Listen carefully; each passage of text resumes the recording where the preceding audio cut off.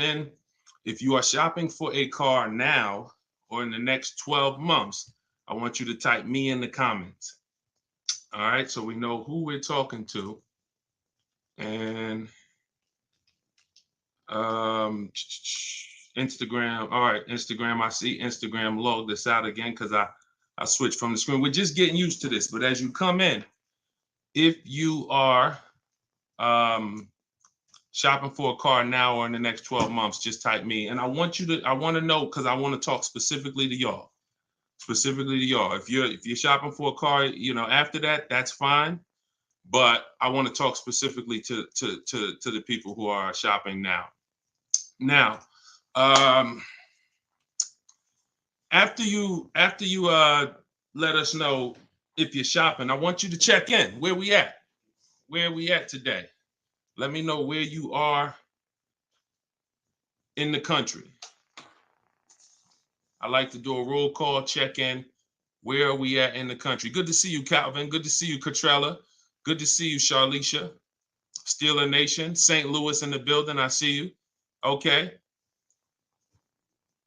Hold on. Let me go here. TikTok. All right. Where y'all at? Let's. Okay. I see Dallas, Texas. I see Tampa. Hold on. I'm trying to see every Chicago, Illinois, VA Beach, Utica. I see you. Check in. Where we at today? Where we at this afternoon, evening, morning? Come on in. All right. We got the whole country on here. And we got the whole country on here. All right, I want to welcome y'all to Car Q&A with me, Deshone the Auto Advisor. As you come in, if you could spend a minute or two with us, 5-10 minutes, an hour, you're gonna get a lot of value out of it. We're getting ready to do some rapid fire Q&A, and we're gonna be answering all types of questions about car shopping and what you need to know to make sure you're saving thousands on your next car and every car you get after that. So as you come in, if you're not subscribed, if you're not following, you will benefit from hitting that follow button. You will benefit from hitting the subscribe button, because we're going to be doing this live show pretty regularly to make sure that you guys have access to all the information. So before we get into Q&A, I want to give people time to come in. I also want to finish up the housekeeping. My new digital book, Car Shopping for People That Hate Car Shopping, is now officially released. We are doing a 75% off sale. It's normally $97. It's a digital book. It has links to videos. It has links to my scripts. There's no guesswork in this, y'all. I want to give y'all a process that y'all can use for the rest of your life without having to worry about, I want y'all to be able to guarantee your success. So if you're on Instagram, you can go to the Instagram bio. You won't leave the broadcast. Get your 75% off, because it's only available for a few minutes at 75% off. TikTok bio, and then Facebook and Instagram. Y'all can go to deshonsbook.com, or you can scan the QR code. So let's go. Let's get your questions going. I want y'all to enjoy using that book. Get your 75% off and enjoy not reading it, enjoy using it. All right. So let me see. Let's start bringing in some comments. Where's our first question? Do I have to get financing? Oh, by the way, in a few minutes, y'all, I'm going to be giving y'all a very, very deep look into a game that's going to help you understand leasing versus buying. So in about 5-10 minutes, we'll start that game, and you're going to love it. You'll never be confused on whether leasing or purchasing is going to save you more money after we play this. Do I have to get financing to lease a car? No, you don't. Whenever we lease a car, we are always using the dealer's financing department, their company, the bank that makes the car. And because we can't shop for our own financing, how do we make sure that they're not marking up the interest rate on the lease? Multiple offers. There's no way for you to make sure they're not marking up the interest rate on the lease without multiple offers. That is what reveals the true deals when you're shopping for a lease. So there's no interest rate to shop for, but we must protect against interest rate markups with multiple offers, because some dealers will mark up the interest rate and never tell you.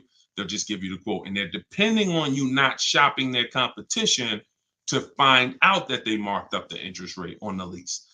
All right. So when you get your offers, it's always with multiple offers. Shout out to the sharers. Shout out to everybody who's sharing the broadcast. If this is your first time on a live with me here, just type 1. Type the number 1 if this is your first time on a live. I'm near the end of a 3-year lease. Is it best to buy the vehicle or lease another? It's very rarely best to buy. Very rarely. Shout out to the first time viewers. Good to see y'all. Very rarely, if ever, good to buy your lease. I'm going to tell y'all why. Because when you buy your lease, you're buying a used car. When you buy your lease, you are buying a used car. That's all that's happening.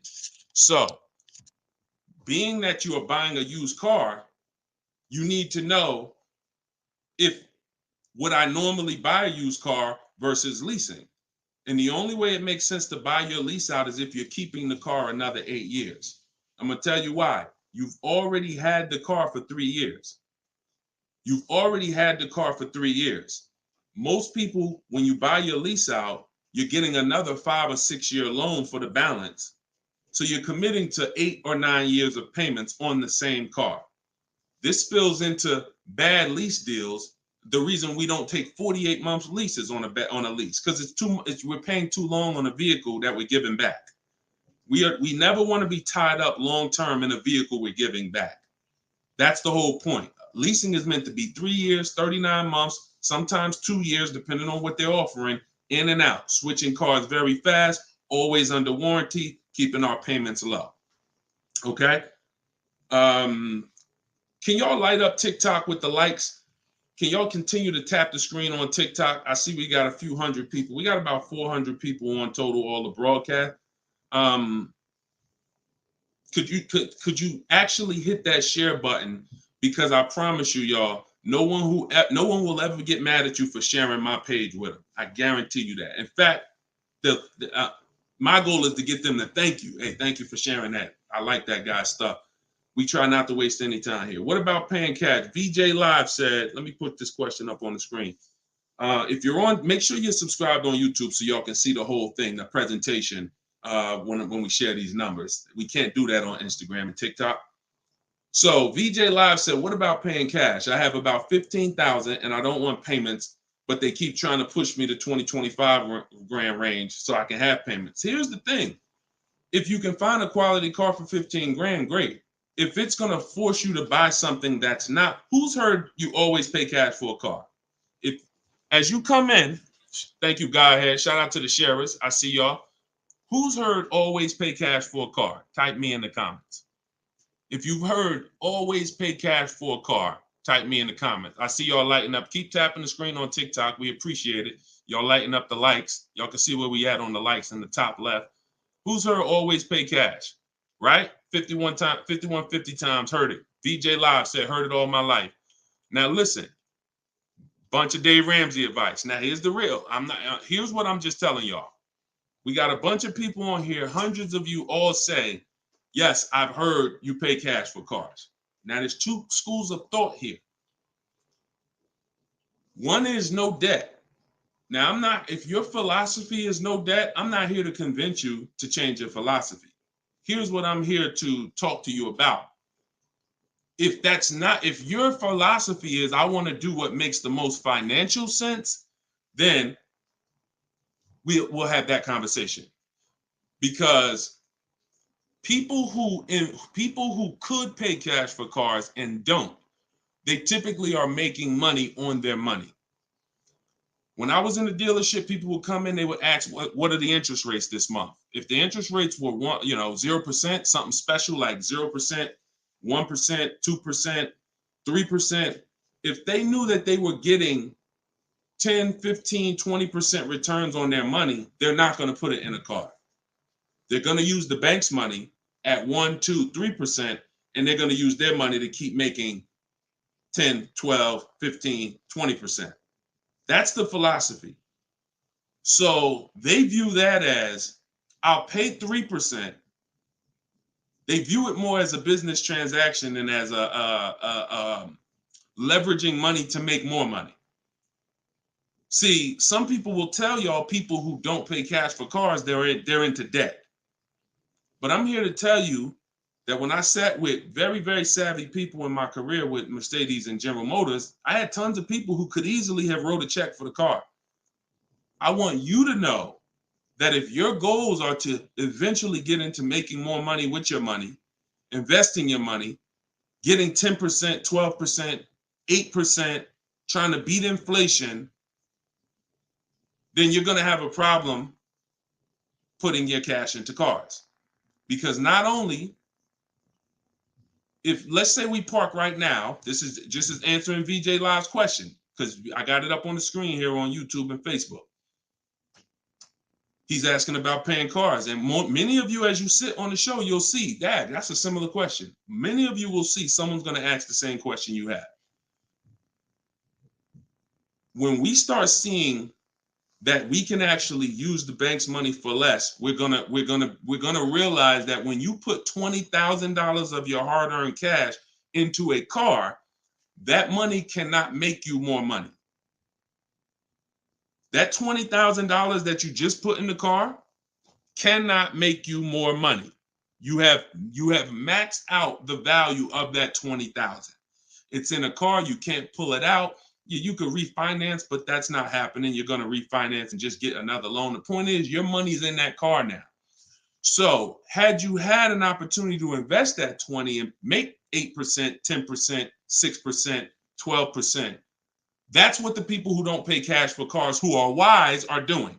I'm not telling you there's a difference. Look, I talk a lot about budgeting. I talk a lot about affordability. All through my book, I have systems and boundaries. The rule of 72 and the 10th birthday, how long of a loan you take, how much, when should the car be paid off? That's all in my book. You can get it 75% off, or you can watch my videos. I'm going to always teach it.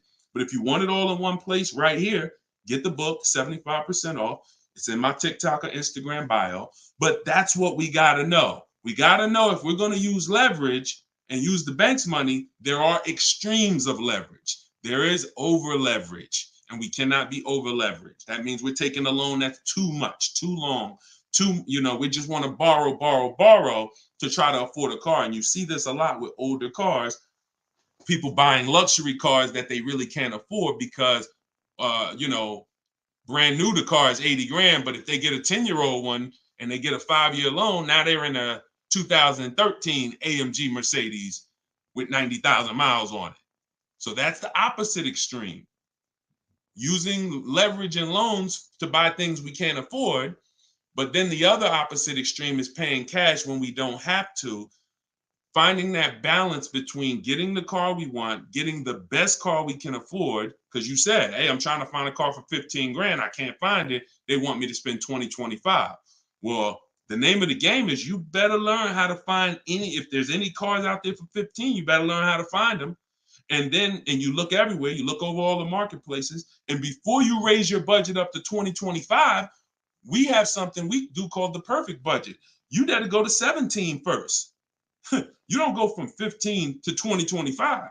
You go from 15 to 17. See if I can find anything good for 17. Oh, I can't. All right, now I go to 19. And I have this calculator that's going to help you guys inside the book. It's called the Perfect Budget Calculator. You put in the money you have, you put in what you want your payment to be. It's going to tell you how much car you can buy. You put in your state, so we could have. How many times y'all walk in, right? And you're like, man, I want to spend 25 grand on a car, but you forgot to factor in taxes and the fees. How many times does that happen? Type ouch if you've ever dealt with that.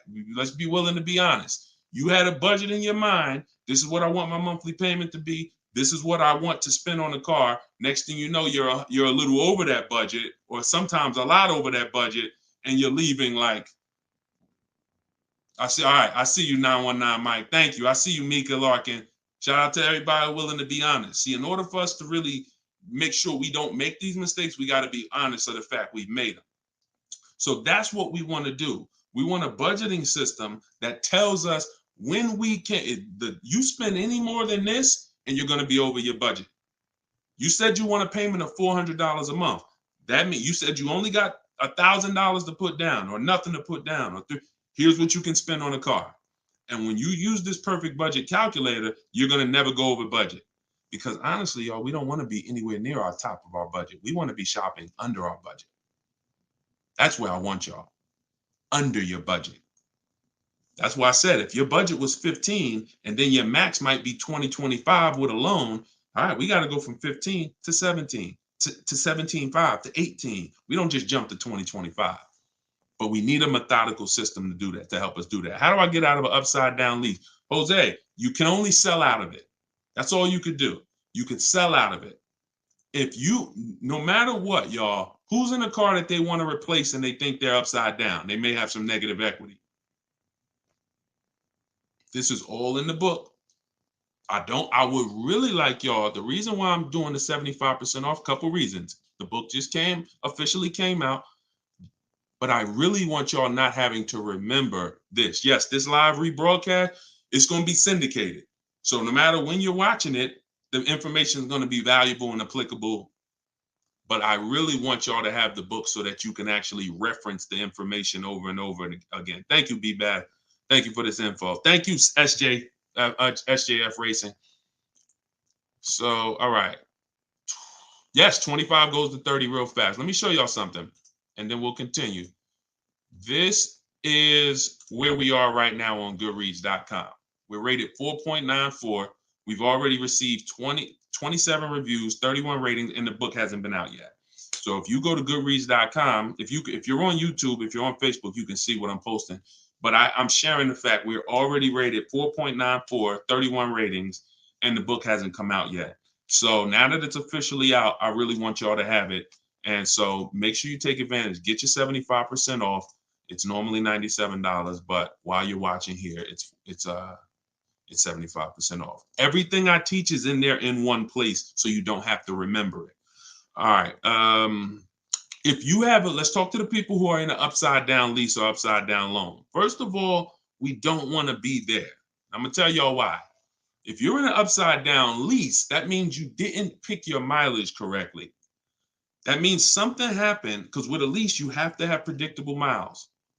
You have to know how much you're going to drive roundabout. You got to be able to guesstimate. That's why if you're running a Turo business, when you're trying to rent the car out for, 40,000 miles a year, or you don't know how much it's going to be on that car. Could be 20, could be 40. A lease is not good because you can't predict the mileage. But in normal life, we can predict our mileage very closely. Now, when things happen, let's say you were working at home, and now all of a sudden you are, you're not working from home anymore. Now you got to drive into the office to 20 miles away. Well, that's a lifestyle change. That can lead to you racking up mileage penalties. But here's what we don't want to do. You don't want to buy that car, y'all. I'm going to tell you why. Every time you lease, you have a price that you can buy the car for. Most times it ain't worth that. Yes, in the last couple of years, we saw a couple cases where, the buyout prices were good. Before the pandemic, the buyout prices usually were nowhere near what you could get a comparable used car for. So if your car was 3 years old with 36,000 miles on it, the prices they were putting was to make you not buy the car, was to make you send it back to them so that they can handle it and resell it. So if the price wasn't worth it to begin with 36,000 miles, I've seen people, you go over your miles and you're like, I'm over the miles, I'm just going to buy it. The price wasn't worth it with good mileage. The price wasn't worth, if you had 36,000 miles, that car wasn't worth you buying for the buyout price. You actually have 48,000 miles and they want you to pay the same price for it. So it's important that if we have to deal with penalties because we didn't structure the lease correctly, or because we didn't quite know what we were going to be driving, or we had a lifestyle change, taking the penalty and applying it over to our next deal is always, not always, but in most cases, going to be less money than us buying an overpriced car with high mileage now. We cannot just keep buying our leases without doing a market check. So when you asked about how do I get out of a lease with negative equity, all you can do is find out what the penalty is. There's 3 ways that you could get out of this thing. You could either pay the difference. So if you got, you could wait until your mileage, and this is, all right. If you have negative equity on a lease, I don't even like to call it negative equity because there's no such thing as negative equity on a lease. There's penalties. That's different. Penalties on a car you purchase. Yes, there's negative equity. You bought it, you have a loan on it, the value is not worth the loan, negative equity. With a lease, we have penalties, over mileage penalties. And now some people say, well, I'm gonna go over mileage, I'm gonna get out of the lease 3 months early. But you don't realize if you get out of the lease early, what do you still have remaining? Payments. Three months of payments, 6 months. Who's ever had a dealer say, hey, don't worry about the payments, we'll take care of the old payments? Who's ever heard that? Type me if you've ever had a dealer say to you, don't worry about the old payments, we'll take care of the old payments. Okay, lots of you. The problem with that is the payments don't disappear. They always get rolled over to the next lease. They always get rolled over to your next deal. So what I want y'all to start doing is I want y'all to see that the money is not hitting. When you have negative equity, 5,000, you got this baggage from your old car, it does not go away. It gets either transferred or you can pay off the difference. So the key is to stay out of negative equity, to stay out of penalties, because yes, once you have them, they have to be accounted for. We got to find our great deal, and then we got to bring our penalties over on top of the great deal. That's all we can do. Now, you better try to see what your car is worth selling it, because you said you're over miles. You call your leasing company, you get your payoff, you find out what your cash offers are. Go to Vroom. Vroom's out of business. Sorry, CarMax, Driveway, Carvana, AutoNation, and Kelly's Blue Book Instant Cash Offer. You can go to Car Guru, Sell My Car Too. These are all people that give you cash for your car. That's what your car is really worth, what those companies will pay. Whoever's the highest bidder, we take that. See, what I'm teaching y'all, and some of you are going to get it immediately right here, right now. Some of you, it's going to take a while to get the fact that your money comes when your savings come when you start learning to make people bid instead of getting one offer. You get the most money when you start learning to make people bid. And so what you have to do is get multiple offers, find out what your car is worth. When you go on those websites, when they ask you is it a lease, say no, because their websites are set up to where if you put it's a lease, it's going to automatically trigger that they can't buy it. But they can buy it. We've been doing this, y'all. I got hundreds and hundreds of members in Cars from Home University. We shop all around the country. You must put no when you're getting offers for a lease, because their computer is set up to automatically think that it's a third-party restriction and they can't buy it.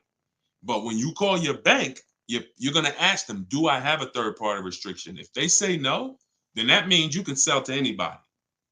But again, the way these companies are set up, they saw us making all this money on these cars, and the bank said, no, we got to do these third-party restrictions. And there was so many people going to those websites saying, oh, I'm about to sell my lease. And then they would get there, or they would talk to them and they would say, no, we can't buy it because it's a third-party restriction. So they just made their website default to we don't buy leases, but we do know if you don't have a third-party restriction, they can buy your lease. And it's very important for you to know that. And if you do have a third-party restriction, it doesn't limit the fact you can sell and make money. It limits who you can sell to. When you have a third-party restriction, they say what they're saying is you can only sell your car to a dealer that makes the same brand. You cannot sell to a third party, Carvana, Driveway. You can't sell to them directly. You can only sell to a dealer. So what does that mean? I see y'all lighting up the likes on TikTok. Can y'all keep tapping the screen?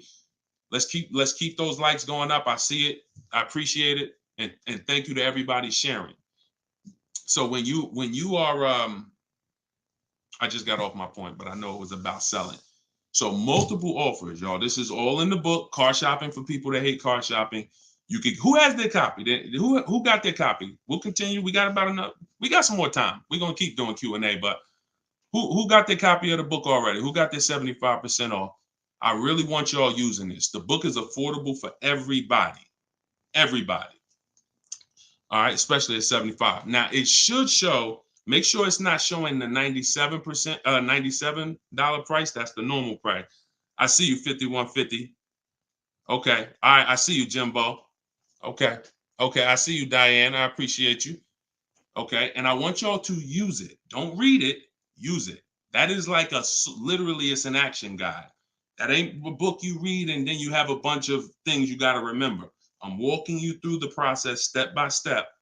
And again, everything I teach is in my videos. So I don't hold back in my videos, but I do want y'all to have access to all the information in one place. If if you don't want to cycle through all my videos to try to find it. All right, is it worth buying a car from Carvana? That's a great question, Danny. It depends on if it's the best deal in the market. Danny said, is it worth it to buy a car from Carvana? Now, you can put anything in there. You can put Driveway, any of these online sites, online car buyers, online used car sellers. But here's the game that we avoid. We cannot shop from them exclusively because here's what they try to do. They'll try to sell you a car based on variety. Hold on. My do not disturb should be on. My do not disturb should be on. So anytime you see,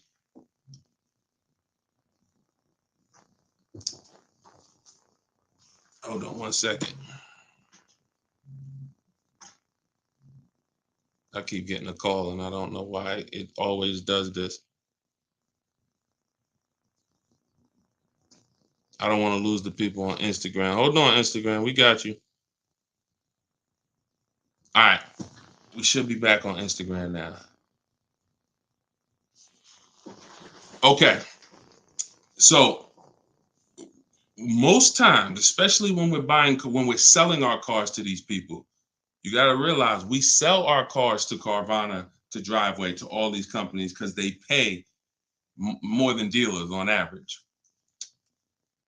If they're paying more than dealers on average, they're usually not the lowest price. When they're selling the cars, they're usually one of the highest. You can't pay people more than dealers and then turn around and sell for less than dealers.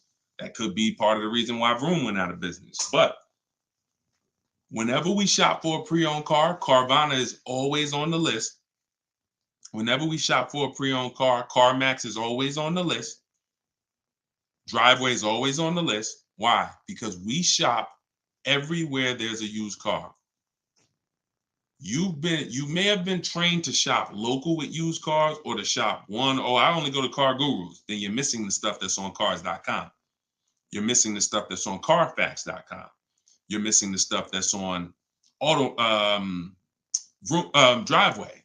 You're missing the stuff that's on CarMax. So we got it just the same way. If we were buying a baby stroller, we're going to go to Walmart, right? .com. We're going to go to Amazon, right? We're going everywhere, right? That's the same way we got to be when we're shopping for used cars. Carvana is just one marketplace.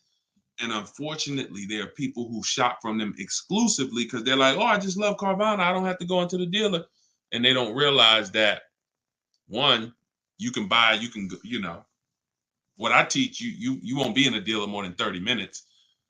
And also, if I'm not checking their prices, I'm going to overpay. And I'll literally have I didn't have to go to a dealer, but I got a car in my driveway that I could have got for $5,000 less if I just shopped around the right way. I did just mention Auto Trader. Auto Trader's on our list, Alex. Auto Trader is one of our marketplaces. It's one of the marketplaces we shop on. It's just like a Walmart. It's just like a Amazon.com. Auto Trader is a big one. We definitely don't skip any used car marketplace. Now, we don't use Auto Tempest because Auto Tempest pulls and aggregates some data from other people's websites. They're not their own marketplace, so they can't get all the data. So that's why I don't use them. We just go direct to the marketplaces themselves because no company has the rights to market everyone's product. And so as long as no company has the right to market everyone's products, the only way we're going to see all the product is by being on all the marketplaces. But I'll show you how to do this quick. This shouldn't take you more. Look, y'all, this is going to sound crazy, but it shouldn't take you more than 60 minutes, 90 minutes to get your best deal on a car. No, 90 tops. Tops.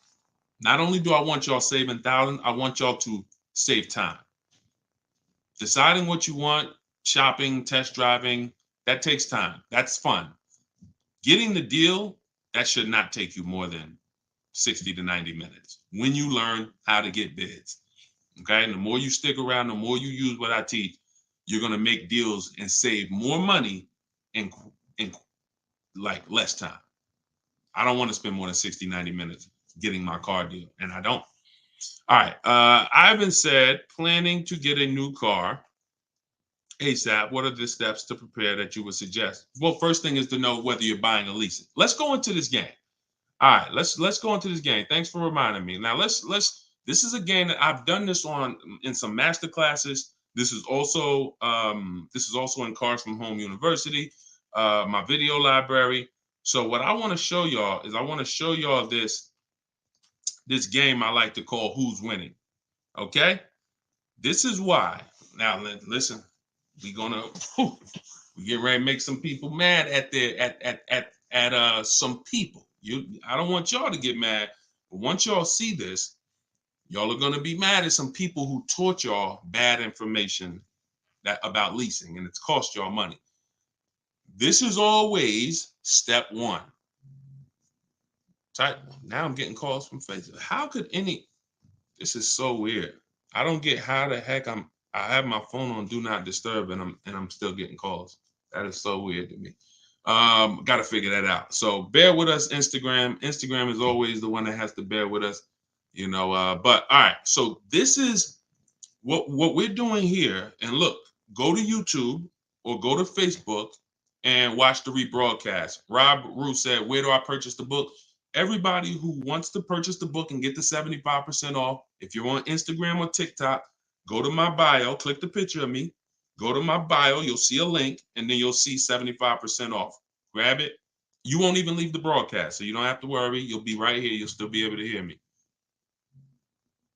And then if you're on YouTube, or you can go to deshonsbook.com. If you're on Facebook, go to Deshon's Book, or you can scan the QR code. So what we're about to do, I'm going to ask y'all a question. We're going to go down the road and we're going to compare two different people here. People who buy a car and people who lease. This is step one. Before you think about how much you're getting how much you're going to pay, your budget, any of the things, do I have down payment? Before we think about any of that, I want y'all to know what the most important question is. That's leasing versus buying. So on this screen, I'm comparing a person who leases and got a brand new $40,000 Jeep Grand Cherokee 2024. Now, I want y'all to look at this if you're on Facebook and Instagram. If you're on Facebook or YouTube. This person with a good lease deal is paying $500 a month. $500 a month for a brand new $40,000 car. Now, the person who purchases, some of y'all know every $5,000 on a loan is about $100 per month. So if you're looking at a $40,000 car, you're looking at about $800 per month on a 5-year loan. Now, I got this person in here on a 6-year loan at $675 a month. That's how much this car costs. 6-year loan, 3.99%. $675 per month. Let me ask y'all a question. Looking at this screen, who's winning so far? Two people drive off the lot in a brand new Jeep Grand Cherokee. They have the exact same vehicle. One is white, one is gray. One person's paying $500 a month. They're leasing it. One person's paying $675 to buy it. $675 for 6 years. Who's winning, the lease or the purchase? Put L or P. We're just talking about, literally, we just drove off the dealership. You sitting in this car next to me. We got the same truck. I'm paying $500 a month. You purchased it. You're paying $675. Who's winning? The lease. Exactly. If you're saying purchase, you're missing it. You and me are in the same car. I'm leasing the same car as you for $500 a month. You're paying $675 a month. Same exact car. Who's winning? Exactly. See, Rob, and these are the things where we can't look. There is no, the purchaser is not winning. It's not no. It depends. We have to go straight up. We have to go straight up by the numbers. See, that's where we lose at. We lose with all of this subjective, oh, well, it depends on how we look at it. No. You're driving a 2024 Jeep Grand Cherokee. I'm driving the same vehicle as you. I lease it, and every month $500 comes out of my household. Every month $675 comes out of your household. We have the same exact car. Who's winning? The lease. Exactly. That's what we got. We're gonna go down the road. And listen, go subscribe to YouTube. Watch we're gonna syndicate these episodes. So you might be watching the syndication. It doesn't change the value. I want you to see that $500 a month coming out of someone's household is $175 less than $675. So the person who leased so far is $175 per month richer. Every month, the person who's leasing over here is $175 per month richer. Now let's go to the next slide. Now, 3 years later, person wants to buy. Person wants to buy. Now, here's the thing about the purchase. There's an amount you owe. On a 6-year loan, they would owe $24,000 at the end of 3 years. I've already done it. You can watch this. That's how much the balance on their loan would be. It would be $23,400. So that's the amount they need to break even on the car. Now, mind you, they've already spent $175 per month more than the person who leased. So they're $6,300 poorer. You can see they're $6,300 poorer. See, I want y'all to see that everything that you're doing when you're not leasing is trying to catch up to the person who got a great lease deal. Everything from the moment you purchase, you're putting so much money out into the car compared to the people who get great lease deals that now your only goal is to catch up to them. This is why this is step one right here. Go to YouTube, watch it on YouTube so you can get the whole view. So 675, 500. Now, this vehicle, y'all, is 40,000 brand new. What is a 3-year-old vehicle worth? If it was 40,000 brand new, what is it worth after 3 years? 40,000 is a fair estimate 24,000. I tried to look at what I believe a fair estimate is for a 3-year-old vehicle resale value. If we purchase a vehicle for 40,000 in 3 years, when we go to trade it, 36,000 miles, is it fair that vehicle, a fair estimate is about $24,000? You're not getting 28.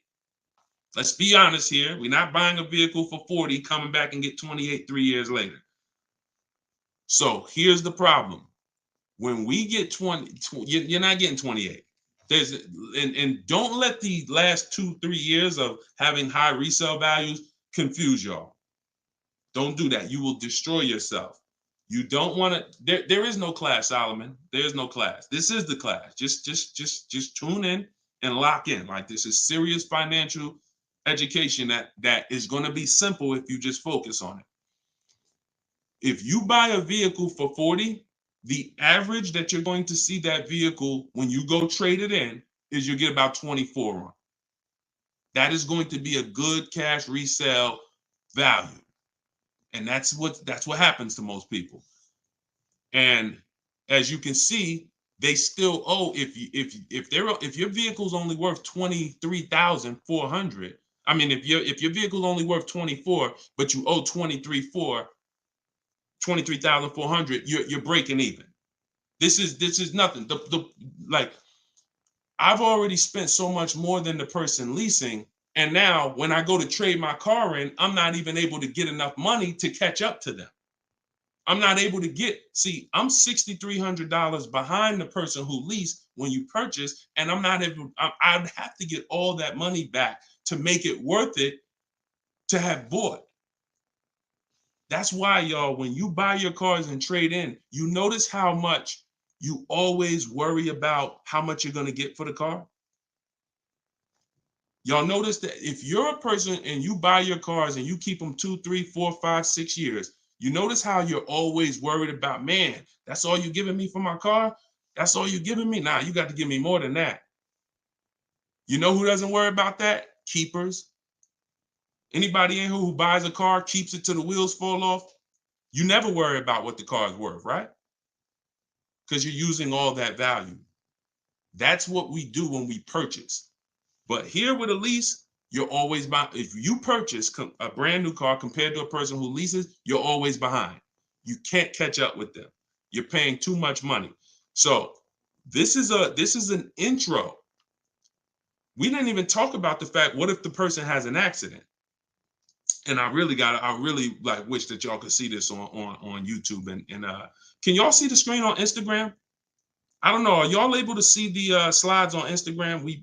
I don't know what view y'all have on Instagram, but we're not talking about if the person has an accident. If the person has an accident in the car that they own, you lose two grand of your value.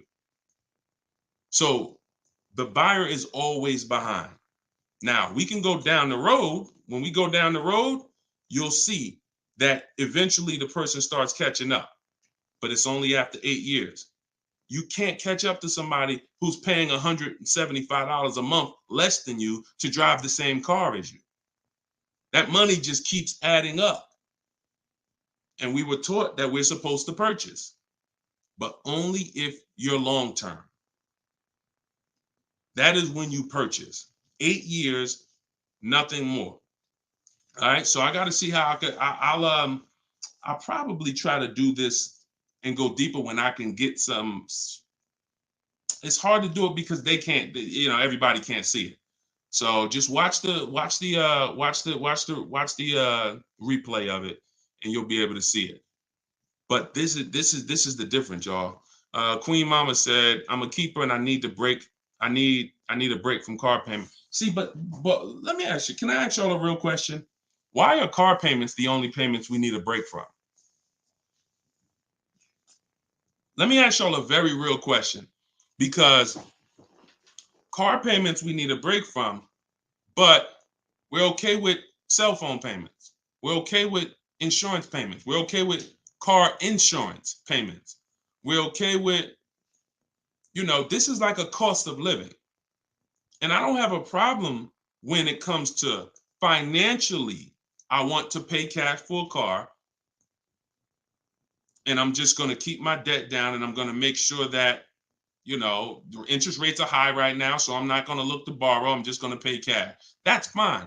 Paying cash as a savvy move is like, the bank's money is too expensive. I'm not investing. I'm not investing my money in anything. I'm just going to pay cash.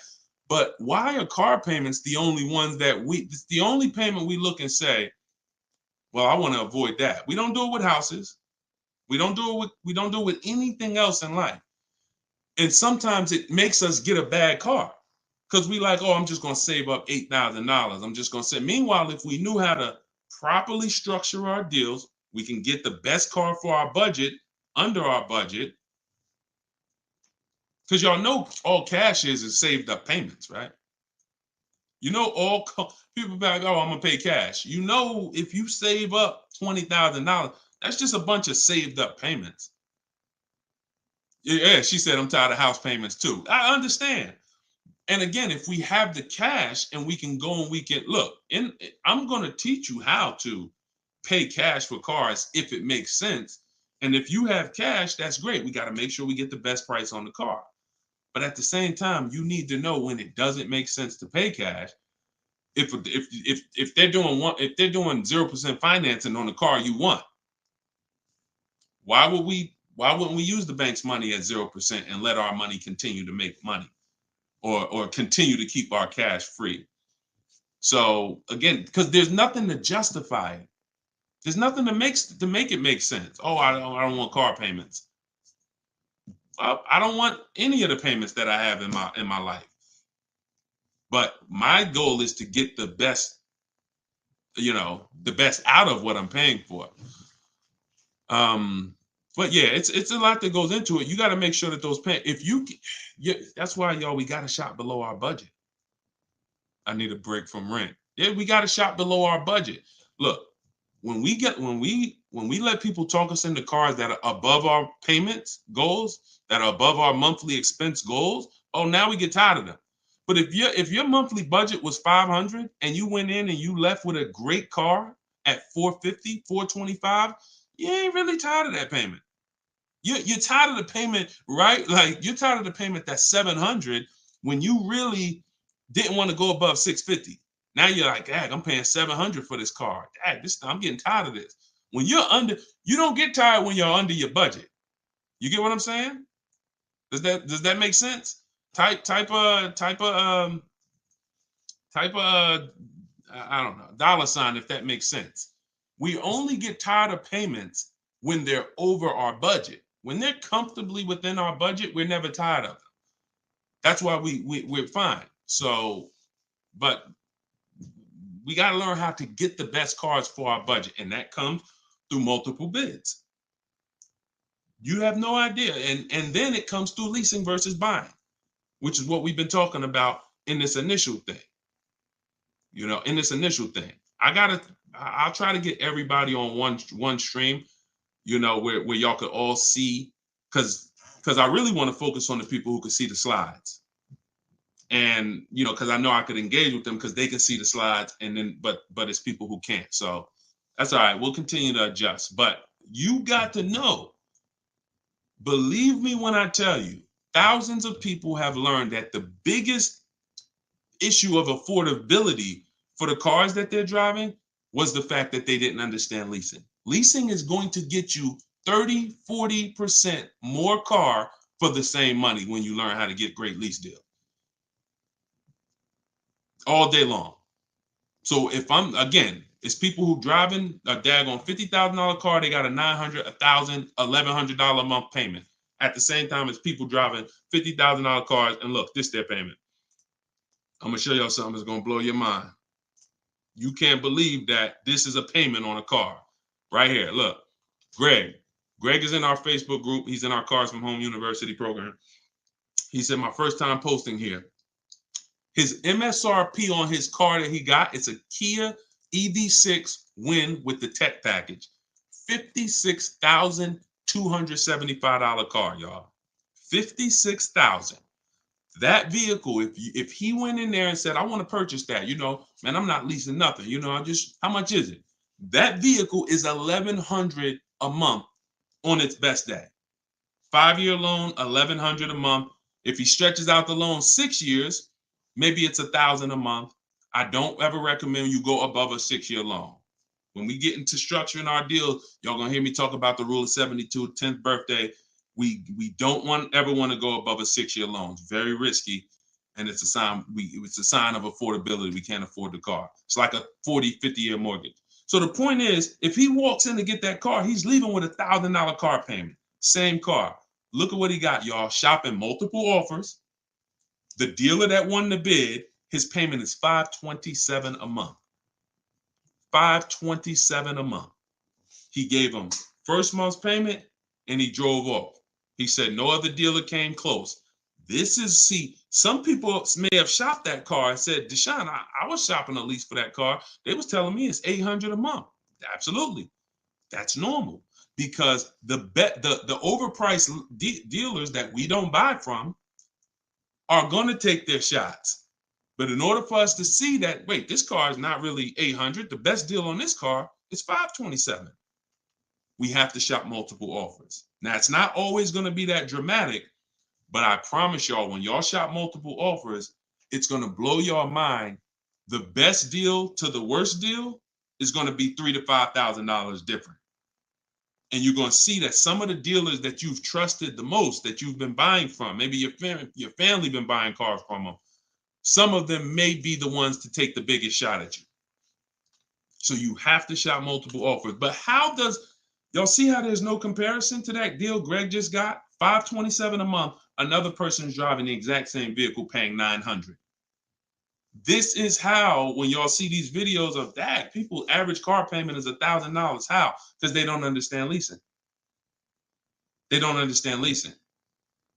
Once you understand leasing, you'll understand how these people are getting jammed up and how you may have gotten jammed up in a high car payment for a car that you might feel like, oh, I'm paying way too much money for this car.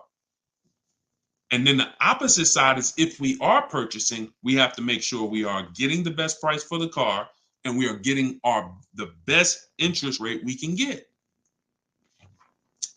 Does he lease to buy? No, we don't do lease to buys. We don't mix the two. Leasing is its own benefit. That's a great question. Great question. Let me put the banner back up for those of you who want to get the book. See, if you don't want to have to remember all of this, grab your book. My new book is called Car Shopping for People That Hate Car Shopping. It's digital, so you could download it, be literally using it in 2 minutes, and just go to deshonsbook.com. It's 75% off for our launch, and you can get your copy. If you're on Facebook or if you're on Instagram or TikTok, you could go right to my bio. Click the link in my bio, get your copy while it's 75% off. Price goes back up to $97, I think, after 30 minutes.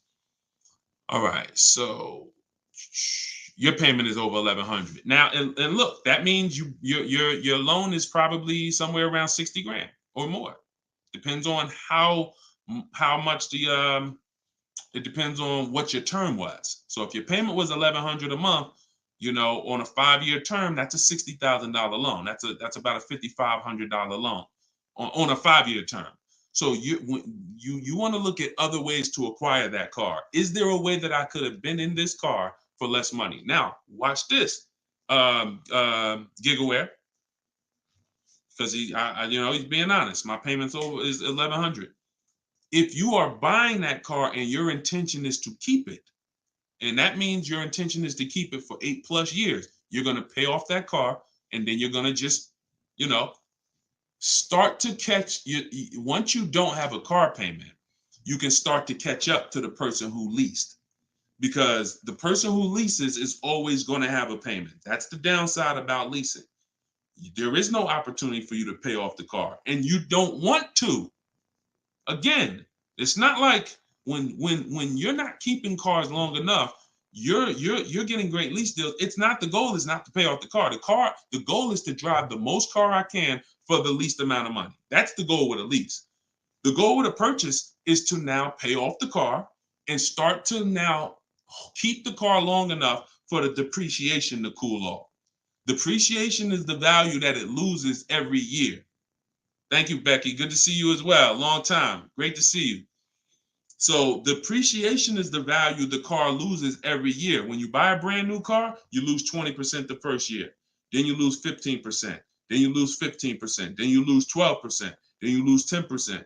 And as you keep the car longer, it gets to a point where you're only losing 5% or so a year. But you must keep that car long enough to get to that point. And what many of you have been taught to do, you may have been taught to, man, I buy my cars and then I'm replacing them in 3 years. I'm replacing them in 5 years. Now I'm replacing my cars when they're losing the most value. That's not when you want to replace a car. You now bought the car, it's losing value like crazy for the first 6-7 years. Now, perfect. It's going to cool off now. It's paid off now. Now I can start to recoup some of all that money that I put into that car. But most people don't do that. You may have been taught, I just go and get another car and I start the process all over again. So not only are you never getting to benefit, not only are you always having a payment anyway, you're not getting the benefit from all the money that you're putting into these cars. You're never allowing the depreciation to cool off to where you got no car payment and you just got a car out there and you can stack some of this money up. It just happens all the time. It's an issue of not understanding leasing. Leasing is for short-term people less than 8 years. Purchasing is for long-term people more than 8 years. And don't worry, we'll continue to go deep on this. All in the book. So anyway, anybody who wants to really know this and have it all in one place so they can use it, if you're shopping for a car now or in the next 12 months, you need this stuff right now.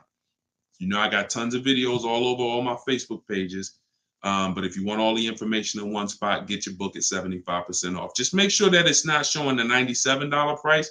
Whenever you click to the website, make sure it's showing the 75% off price. So you can purchase off the bank loan.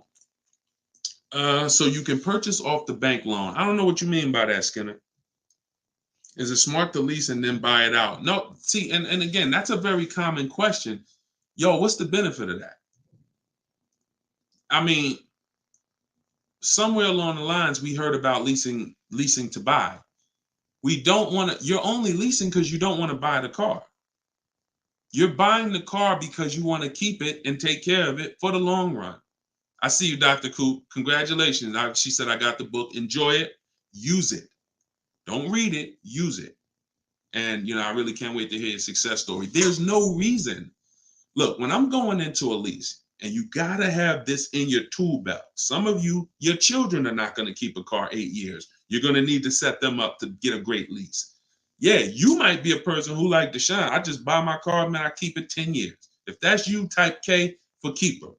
Most times, if you buy your car, you keep them 10 years, type K in the comments for keeper. Thanks, Ambi. Said keep killing it. Appreciate you.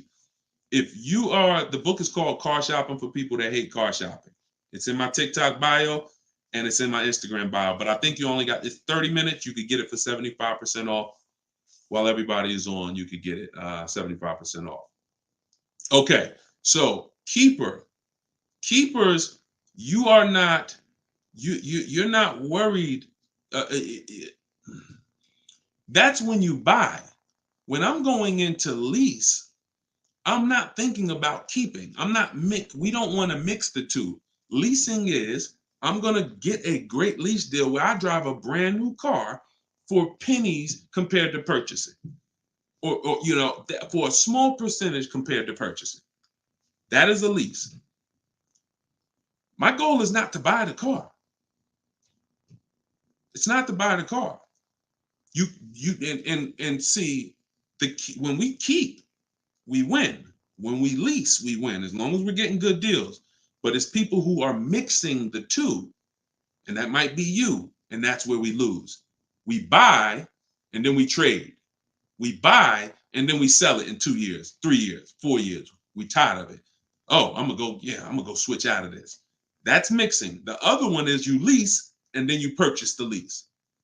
So you lease your vehicle, and then you go buy it at the end. That is mixing. You don't want to mix because the benefits of leasing are laid out.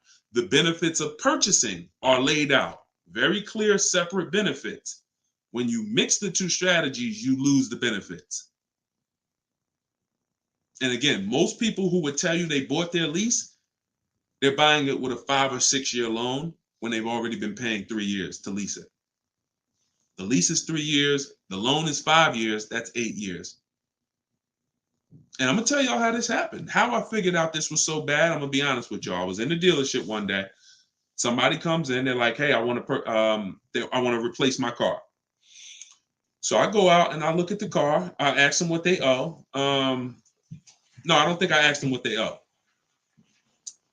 They come to the dealership. They say, yeah, I got a car out there. I want to trade it in for a new car. And I'm like, okay, that's pretty normal. Let's take a look. Here's what happens. I say, what year is it? And they'll say, well, it's a 2018. I'm just using like a real example. Like they say, oh, it's a 2018. Now I'll ask them, how long have you had it? And they'll say, well, I bought it brand new. So I've had it 5 years, 6 years. Now, follow me, y'all. Everybody on here, I want your opinion on this. Person comes up and says they've had a car for 6 years. They bought it brand new. They've been paying on that car for 6 years. Don't you think that car should be paid off by now or almost paid off? Yes or yes. Type Y if you understand. Person bought it 6 years ago. You go out and I'm like, okay, mister, how long have you had it? They're like, I've had it for 6 years. So I'm like, okay, perfect. Everybody's saying yes. So this is what I'm thinking. This is how I found out buying your lease was a bad idea for most people, if not all. So I go and I say, okay, great. I see you're here trading. Now, in my mind, I'm already trained to talk to him about leasing because, thank you, Brent. I know you're here trading this car in 6 years. I want to show you what leasing looks like, and you're going to love that a lot better. You're not going to need this down payment. I'm going to be able to give you a check back for this equity in this car you got here. It's going to be all good. And I've helped some people do that. They come in and I show them the lease, and I'm like, you know, you keep just trading your cars, but if you lease, here's what, boom, that you could do. And then I'll give you this, you know, you get a big check back for your balance of your old car, all of that. So this is when it works, it's beautiful. But when it doesn't work, this is what it looks like. I'm like, I run in and I'm like, okay, your car is worth about $15,000. Instagram just logged me out. Instagram just logged me out of nowhere. I don't know what happened. Let's see if I could go back. All right. So now when it doesn't work, so I go out and I find, you know, the used car manager may tell me this car is worth 15,000, and I'm like, okay, perfect. It's probably paid off. Great. He's gonna get like a check back for like almost all that, and then he's gonna have a low payment. He's gonna love it. So I find out when I call the bank, I say how much you owe. He says, well, I don't really know. I call the bank. I'm like, okay, I'm calling for Mr. Jones' payoff on his, you know, such and such car. And the bank says, okay, yes, the payoff is $15,000. I'm like, wait, 15,000? How could he still owe 15,000? This doesn't make sense. I look at him and I say, the bank is saying you still owe 15,000 on the car. And I'm like, he's like, yeah, okay, yeah, I didn't know how much I had owed. I said, wait a minute. Didn't you tell me that you had this car since it was new? Yeah, and you told me you had it for 6 years? Yeah. How do you still owe? And he said, oh, I leased it first, though. What I did was I leased it for 3 years, and then I had bought it at the end. And I'm like, there we go. That's the problem. You leased it for 3 years. Most people, when they're buying their lease, they're going to put a 6-year loan on it, which means 6 years later, from the day you bought it, from the day you originally leased it, 6 years later, you've been making payments and you still have 2 more years of payments left. That's actually, I'm wrong. That's 9, 3 years of payments left.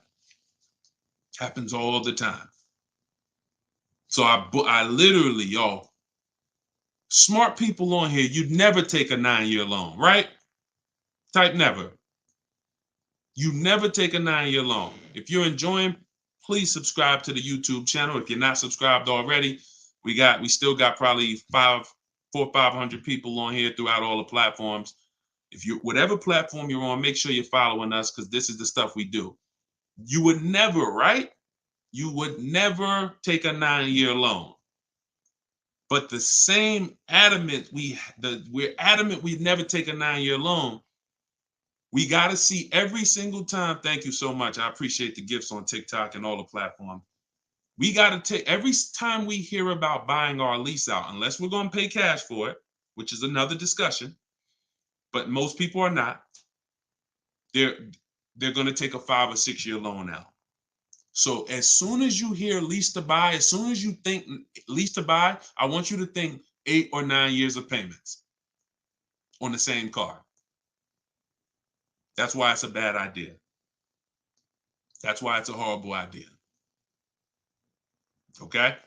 Now, if you are comparing, we had somebody in our group yesterday who was asking about buying his lease out because he's going to give the car to his parents and because they're going to keep it long term. And the value of the car compared to the value of a similar used car is a great deal. That's different. Buy it. Because all you're doing when you're buying your lease is you're buying a used car. It's your car. I used to help people buy their lease. Hey, they come out of the office. We switch the plates because we got to re-register the car. And I'm like, okay, so how was it? Now, they just signed up for a 5-year loan, 6-year loan on a car that they've already been in for 3 years. They're not really excited about it. You know, I've had the car for 3 years. At least when you go buy a used car, you're excited about it. You're excited. Oh, nice. It's new to me. But when you buy your lease out, you're not really excited. Thank you, man. Y'all going crazy with these gifts and everything. I appreciate it. So these are the things, like what I want y'all to have, as long as you stick with me and you learn what I teach, you're going to have clear boundaries that you operate in that always protect you. That's the name of the game. There's clear things I do. There's clear things I don't do. I know I have rules. I have boundaries. And what I want y'all to get familiar with is the 8-year rule. The 8-year rule is the first rule. It says if you're not keeping your car 8 years, you should not be buying it. You can't outlive the depreciation. You cannot outlive the depreciation compared to someone who purchases. Now, it's too much to go deep on right now. We'll go deep because I know some people thinking, oh, Deshone, but if I pay cash for a brand new car, I'll pay less overall. Yeah, but if you pay cash for a brand new car, you're still laying out all the money. You're still laying out all the money and you're still trying to get that back. You're still, oh, I paid 30 grand, 40 grand, 50 grand. Do you understand that a person who leases that same car, what would you rather be? Big dog who thinks you're big dog because you're going to write a $50,000 check, or a person who comes in and says, I'm going to get that car for $500 a month. Do I want 50 grand coming out of my bank account going into a car, or do I want $500 every month? It's much more, it's a much more pleasant feeling to give a bank $500 every month to drive their $40,000 car than it is to say, okay, you want this $40,000 car, then you come give us a check for the whole amount and the taxes and everything. Now I'm taking the check out, boom. And again, there are situations where that's right, but I want you may have been somebody who's like, yeah, but I don't think it's right for me. And that's okay. That's okay. I'm not one of these people that's going to make y'all feel like you are wrong by using leverage and learning how to creatively acquire cars where it's a little bit of money coming out of your bank account every month versus what people have told y'all and how you should be buying cars. Thoughts about leasing luxury vehicles. It doesn't change, Dr. Doctober. That's a great question. He said, what are your thoughts about leasing luxury cars? Same principle, 8-year rule. I don't care whether you're leasing a G-Wagon, whether it's a Bentley you're looking at, whether you're looking at a Toyota Corolla, the 8-year rule is what applies. Because the 8-year rule takes into account the depreciation. If you look and say, that's a car I'm keeping for 8 years or more, you buy it.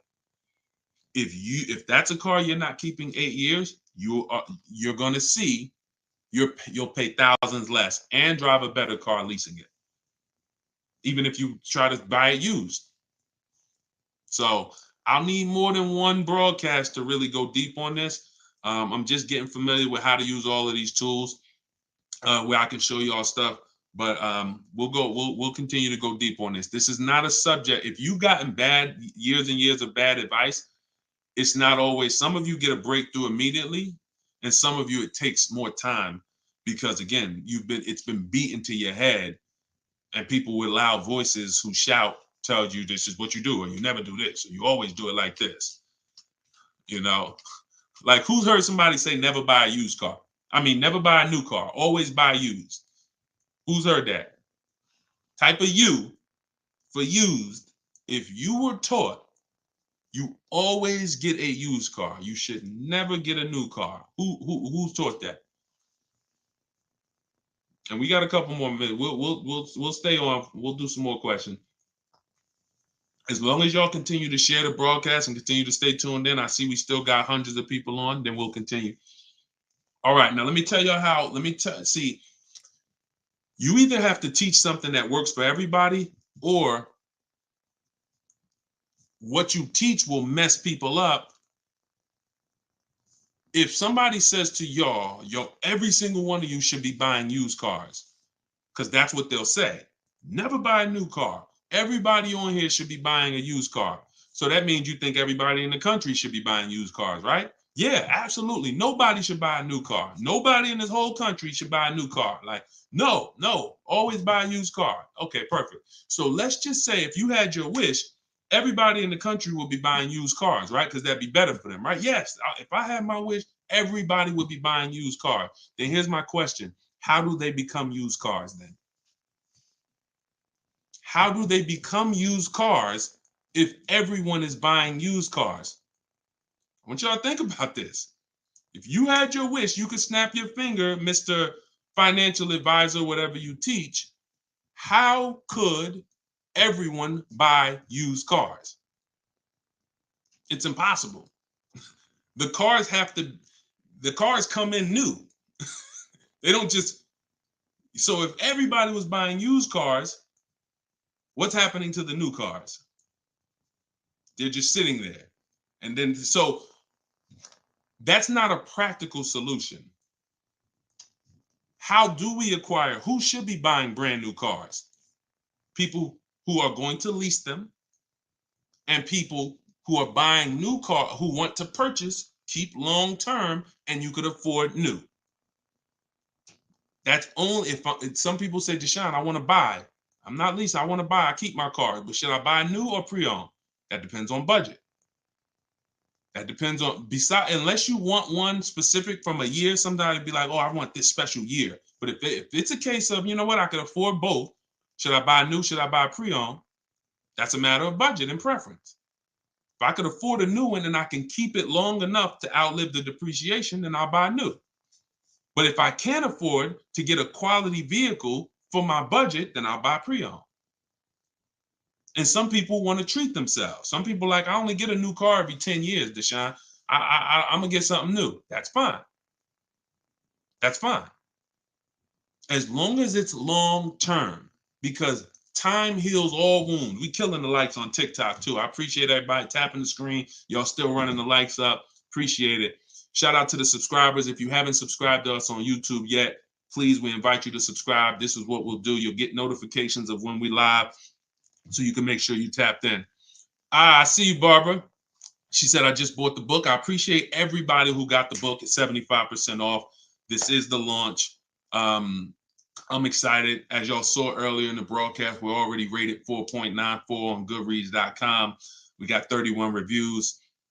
That book, Car Shopping for People That Hate Car Shopping, has been really changing people's lives and the way they shop. It's a tool. It's not something you read. It's something you use. So get your copy at deshonesbook.com, 75% off, or you can scan the QR code, or if you're on Instagram or TikTok, just go to my bio. And as long as you're seeing this, you still should be able to get it at the 75% off price. And it's immediate download. So, and you'll see as you read it, there's a reason I had to make it a digital book. I couldn't print it because it links to videos, it links to docs, I got scripts that it links to. There's no way I would have been able to do it printing the book. And then also, sometimes I need to update stuff, like Vroom went out of business 2 months ago. If I would have printed the book, now Vroom is, I need to be able to update real time when something happens, and I couldn't do that with a print book. I didn't want thousands of print books out there, and then something changes, and now I got to tell people, oh no, you got to get volume 2 now. You know what I'm saying? Thanks, Angelina. All right, so Dr. Coop says, I have a paid off Toyota. I don't want to trade it. Should I have a down payment? You don't need, look, if you can find a deal on the vehicle you want below your budget with no down payment, then do it. You said you have a paid off Toyota. You don't want to trade it in. Now, here's what I ask people. You put the vehicle to use, because if you're going to go and get another vehicle, then you're going to be paying for that vehicle. You don't really want, the only people I recommend have an extra vehicle is if you're a high mileage driver. Who's a high mileage driver? You're driving over 20,000 miles a year. Over 20,000 a year, type HM for high mileage. These are the only people that it benefits you having a paid off car like this. So sometimes it's worth it to buy your car, pay off the first car. And here's what I like. All right, so we got a lot of high mileage drivers watching right now. So I have a strategy in the book, and what you'll hear me talk about is really 2 routes for high mileage drivers, so that y'all can stop having all this negative equity when you come in to replace your vehicles. What typically happens with high mileage drivers, and the reason I suggest to them 2 cars, 1 car payment, is because they're putting so many miles on their vehicle, but your loan is a normal loan. Your loan is a 5-year loan or a 6-year loan. Those loans are made to go down for the normal or average driver. And even the average driver is going to have negative equity on these loans in the short term. So when you are destroying the value of your car because you're putting 20,000, 30,000 miles a year on it, it's going from being worth 20 grand one year to now it's worth 12 grand the next year because you put 30,000. You're destroying the value of it, but the loan that's attached to it is not moving. This is the indicator that the loan and the purchase price or the value of the asset is totally unrelated. They're unrelated. They don't matter. That's why you have to make sure you get a good price on the asset. You can't just pay attention to what is my loan doing, because your loan doesn't tell you what you're really in the car for. So check it out. You now are putting all this mileage on your car. You come in 4 years and you're like, hey, you know what? Car got 200,000 miles on it now. Let me go ahead and trade this thing in. Problem is 200,000 miles, you still got 2 years left on the loan. You still owe 15 grand. You still owe 12,000. You still owe 20,000. And you are now seriously hurting your value, your next deal, because all that baggage you got to come to this next deal. The solution to stay out of that is to make sure that you are having either, I teach either 2 routes. Well, the third is really just be a long-term person. You could drive 30,000 miles a year. And if I'm a long-term person, I'll just have 300,000 miles on my car in 10 years. And then I just go switch it. It's keepers here that's long-term people, high mileage drivers, and they get their car. That thing got 250,000 miles. It's mostly highway. And in 8, 9, 10 years, they go and they replace it. No need to lease. Again, continuing theme. Long-term, don't think about leasing. Because some people who just tune in and they catch a brief, oh, is this so everybody should lease? No. That's what I'm trying to tell y'all. Long-term people, long-term purchase, you buying a car for your kid in college and they're like, yeah, I'm going to keep that thing for 10 years, man. You know I'm boring. Great. But most kids are not. They're like, hey, when I get my job, when I turn 24, I'm probably going to want something different. So if you're not a long-term person, you should be purchasing. But I mean, you should be leasing. But going back to the high mileage, y'all, this is how it works. The 2 strategies for high mileage drivers is to have one separate car. You pay that thing off. And now that becomes your mileage car. And you go and lease a nice car. This is beautiful. This prevents you from having 2 car payments. And this allows you to have a nice car that you're not destroying. So you pay off that first car. If you're going to go this route, your first deal is a purchase, because you're going to get that first car, pay it off, could be new, could be used, but it must be quality. Pay it off. And as soon as that car is paid off, now I go lease my nice car. So I might be putting a high mileage on that first car I'm buying, but once I go lease my nice car, now I got a payment over here. My nice car is over here. And this is when I take out to dinner. This is when I want to go out and have a good time. I don't want a car that I'm just always putting, 30,000 miles a year on. Now I split it. And this has allowed so many high mileage drivers to continually be able to predict what they're going to put in these cars, because now they can't. You cannot predict how much y'all are spending on these cars, high mileage drivers. Y'all are losing so much on resale value. Your loans are just so high and they're moving slow. You don't know how much you are losing, but I break it down for you. It's thousands. You can't destroy the value of a car and then go trade it. It follows you. So that's one strategy. Second is a high mileage lease. Second is straight up. First time I experienced this, I had a guy came in and he was bringing back a lease with 75,000 miles on it. And I asked him, I said, man, I didn't even know. And that's my ignorance. I was selling cars and I didn't even know that was available. And I said, let me ask you a question. How long you been doing these, like, what do you do? He's like, I'm in sales. Like I do 25,000 miles a year, every year. I said, okay, wow. And you lease your car? He said, yeah. Because I already know what a good lease deal is. I just didn't really take into account back then. This is probably 2015. I didn't take into account a high mileage good lease deal. And when he told me what his payment was, And he said, yeah, I come back 75,000 miles. I drop that thing off. I pay my payment every month. Now here's the thing. He might only be paying $150 or $200 a month more for his super high mileage. But that's much better than him buying the cold car, destroying the value, coming back and trying to trade it with 10, 15 grand negative equity.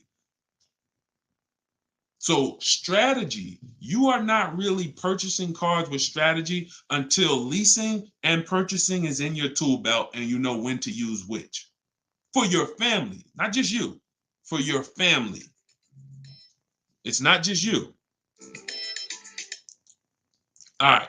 So great questions. So this is the type of stuff that's in the book. Everything's in the book. Whether you see me live, whether you see me on social media making videos, you're going to get all the information. You don't have to worry about, oh, Deshone is holding back info. It's not. Now, access to me, yes, I have access. I have a Cars from Home University where I coach people personally and we work together. That's access. But as far as the information's out there. It's how you want the information. We'll get it to you anyway. If you want it all in one spot, get the book, get Car Shopping for people that hate car shopping.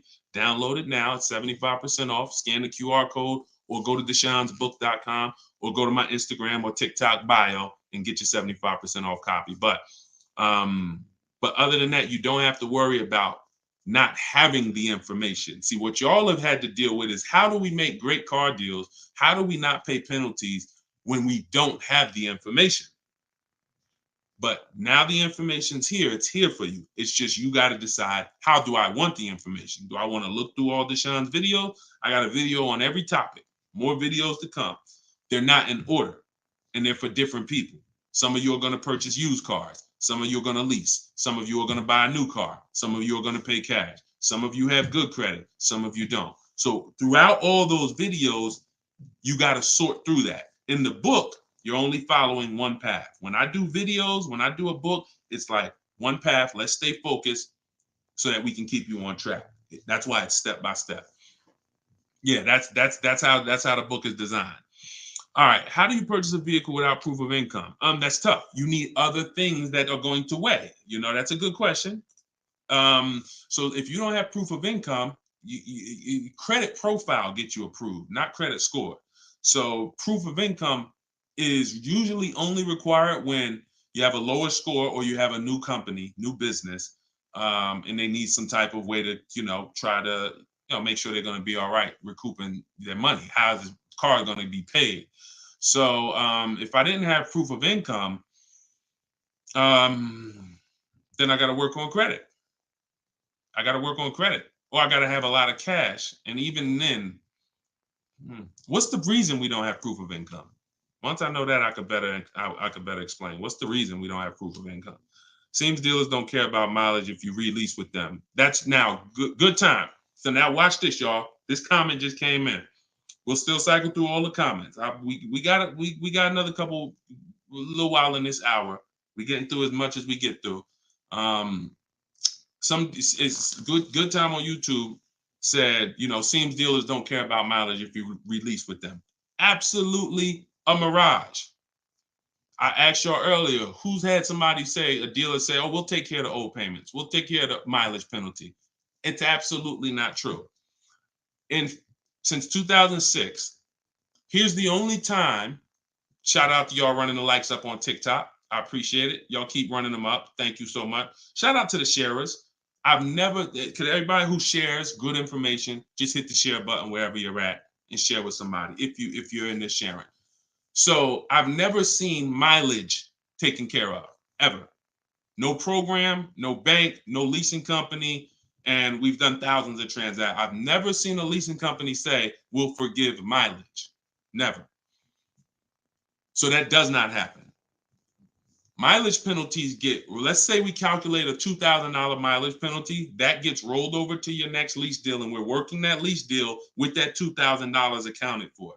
So whatever the deal is we're working you now, perfect, here's what it is. Make sure that $2,000 penalty is in there. You pay for that. Now, in some cases, very rare, there's loyalty programs where they waive some payments. Mercedes used to have this. It's since gone away, and they didn't have it on every vehicle. They didn't run it every month, where if you lease another Mercedes, we'll cover 3 of your old payments. So you could get out 3 months early, no penalty, but it had to be waived. Since I got into the business, I've heard dozens of people sitting around me say, we are going to be waiving those, but we're going to be taking care of those payments. Mm-mm. Are you waiving the payments? Oh, what do you mean by that? Are you waiving the payments? See that, and we when you ask them that question, I don't want you to even go in looking to get out early. I'd rather you know what your deal is, so you can shop from home the way I teach, where no one has to reveal that information to you. No one is. If you got the right strategy, you're never putting yourself in a position where someone can lie to you without you knowing it. So if you go in the old way and you go into one dealer and say, hey, I'm looking to get my, new lease and I got like penalties, and they'll say, okay, we'll take care of it. That's putting yourself in position to be lied to. Oh, we took care of that. We built in the payment. Yeah, all the payments are taken care of. This is your new payment. Mm-mm. When we shop, when we take control of our deal, that's not something someone's telling us. That's something we already know. Because when we're over on mileage, we always want to see how much can we sell the car for. I was over mileage on my Jeep, sold it, still made money. Still made money. There's plenty of people who go over on their mileage and can still sell their lease and make a lot of money. Even if they break even, they avoid the penalty. So first is always to do our equity assessment and see how much we can sell the car for. And if we can sell it, we avoid the penalty. And then we're choosing payments. Do we get out early? Do we make the payment? You see, when getting out of your lease early, unless you sell the vehicle, y'all, you can't get out of your lease early. You're breaking a contract. So I don't want y'all I don't want y'all using language or comfortable with language that cost you money, because you've heard people say this for years. Oh, I'm just going to get out of this. No, you're going to get out of it and you're going to pay penalties for that. So because they've taught us, or you've been taught, oh, you can get out, no problem. You call the dealership, hey, you know what, y'all? I bought so many cars from y'all.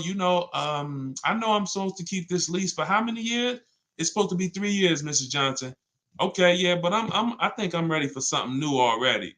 All right, well, when can you come in, Miss Johnson? See, they're never going to say, just so you know, Miss Johnson, if you break the lease, the penalty is going to be, pretty significant, because you contracted for 3 years and now you're getting out. So we're going to have to roll over probably about $3,000 or $4,000 or $5,000 to your new lease. So no, they'll just come in, get you in, and all right, here's your new payment, Miss Johnson. You don't realize that I'm paying $100 more for this car than I could have been paying if I just waited. But because you've been taught to be a payment shopper, it doesn't matter to you. But somebody who's financially savvy, who's like, man, I don't want that extra $100 coming out of my house for the same vehicle. You're not going to do this. So we cannot ever believe what dealers say about penalties, about, oh, we'll take care of that. We find out, can we sell our car to avoid the penalty? Or if I can't, I either got to pay the payments and get out earlier, or I'm going to stay in it and just take the mileage penalty. That's not a bad idea most times, y'all. Sometimes people will call and say, yo, I'm going over mileage. And I say, okay, well, based on how you're going over, you'll only be over by like 2,000 miles. That's only $500. Oh, I thought it was going to be more than that. Nah, you're going to be over by 2,000 miles. Just, wait till the end. And then when you get your new car, build that 500 into the deal, and that's it. Or just pay the $500. Because very rarely are people, oh, I was supposed to drive 36,000 and I'm doing 100. That's just, wait, something went wrong here. What the heck happened? I can see you were supposed to do 36 and you did 40. You're supposed to do 36,000 miles, you did even 45. Maybe you got a different job. But I mean, how we have to structure our leases right, so that if you know you're a high mileage driver and you take a 10,000 mile a year lease, shame on you. Like, we can't do that. We can't do that. We can, then some people, oh, I'll just buy it at the end. You're killing yourself. You're killing yourself. The residual value, you're going to put a ridiculous amount of money on those, or a ridiculous amount of mileage on that car, and you're going to buy it in 3 years with 90,000 miles on it for the same buyout price that was estimated from your 10,000 mile a year lease. They estimated this buyout price is for a person who brings the car back with 30,000 miles on it. Here's the price. And then you bring it back with 90 and you pay the same price. Oh, I'm just going to buy it because I went over on the miles. No, killing yourself. You're realizing the loss. So again, this is why we want to be in your life. This is why I'm doing my best to be in your life so that you can avoid these things. Anybody who really wants to have somebody, like we're set up. We've been doing this for 3 years as far as a company, providing education. So, I mean, whether it's hundreds, thousands, dozens, we're set up to make sure that everybody who wants to protect themselves and get the best deals are able to do it. Paula, got my book. Phenomenal. Use it. Everybody that got the book, thank you. I appreciate you, brother. I thank you so much, Lord. I appreciate you. We're going to be doing these lives regularly. I think, this is the best format. I like to come and interact and really answer questions and really show y'all, why I want you to start treating cars, buying cars and leasing cars, getting cars like buying small houses. Most people treat getting cars like going to Walmart and getting a TV, big screen. You come back home and you're like, man, it's like you get an itch, but you get an itch for a $30,000 decision or a $10,000 decision. When you start planning out your car purchases the way I'm going to show you, and you go in with a system and a strategy, the way that's taught in my book is 7 steps. First step is deciding whether you lease or buy. 7th step is delivery. So by the time you get to step 7 in my book, by the time you get to step 7 of what I teach, you should be picking up your car or it should be being delivered to you. So it's not about learning and reading and then, okay, Deshone, I just read everything. I just learned everything. I just watched all the videos. Now I'm ready to go get my car. No, we're going to you learn by doing. And if I teach you a different way to shop, different things to do, by the time you get your car, you're going to be like, oh, I didn't need Deshone to tell me what to do step 1 through 7. I just needed him to tell me this is step 1, do that. And then when I'm done, I come back. Okay, Deshone, I did step 1. What's step 2? Here's step 2. Do this now. Okay, perfect. Let me go on these websites, do step 2. Perfect. Just did step 2, Deshone. Perfect. Here's step 3. Do this. And we found that has been able to guarantee success for so many people. And that's how they're able to get the same deals that I get. Like this is this lady right here, this young lady, like Taupe. She got a BMW $54,750 BMW, putting dealers against each other. She got it for $690 a month. She got the protection plan and raised it up. Her payment on that BMW. Now, mind you, if you can see on YouTube, if you can see on Facebook, you can see this slide. $690 a month. People are paying for that $54,000 BMW. People are paying $1,100 a month. To go in and purchase that car, $54,000 is $1,100 a month with no money down because she didn't do any money down. $690. You see what I'm saying? Some of you might be looking, and quite honestly, some people may watch it because we're going to syndicate this. Whether you're watching this live or in syndication, doesn't change the value. You might be driving that same car, and you might be looking and saying, "Yo, I'm paying $1,000 a month for that car. She's paying $690. I put $8,000 down. She put no money down. We can't compare. You think Dave Ramsey, God forbid, and look, shout out to Dave Ramsey. I love what he teaches in terms of financial literacy. I love that he teaches people to invest and build for retirement and make sure I love that. But there's an area that he doesn't know what he's talking about, and that's when it comes to cars. See, look, credit is a big part of it has a lot to do with me helping you. Y'all don't hear me teaching credit. It's important. It's a complimentary topic for us to talk about. I talk cars, how to make sure you pay the lease for them. Yeah, maybe naturally. Let me get some credit tips too. Rodney, you could just go right to my TikTok bio, grab your book. It's 75% off. Click the link in my TikTok bio. You think she can ever listen to someone that tells her you shouldn't be leasing? She knows when to lease and when to purchase. She's not in love with that vehicle. She's not keeping that vehicle 8, 9, 10 years. So how can I drive this vehicle for the lowest amount of money in my household? I'm gonna shop all my offers. The dealer that wins the bid, I'm gonna see what it is. Oh, look at that. It's $690 a month. I'll take it.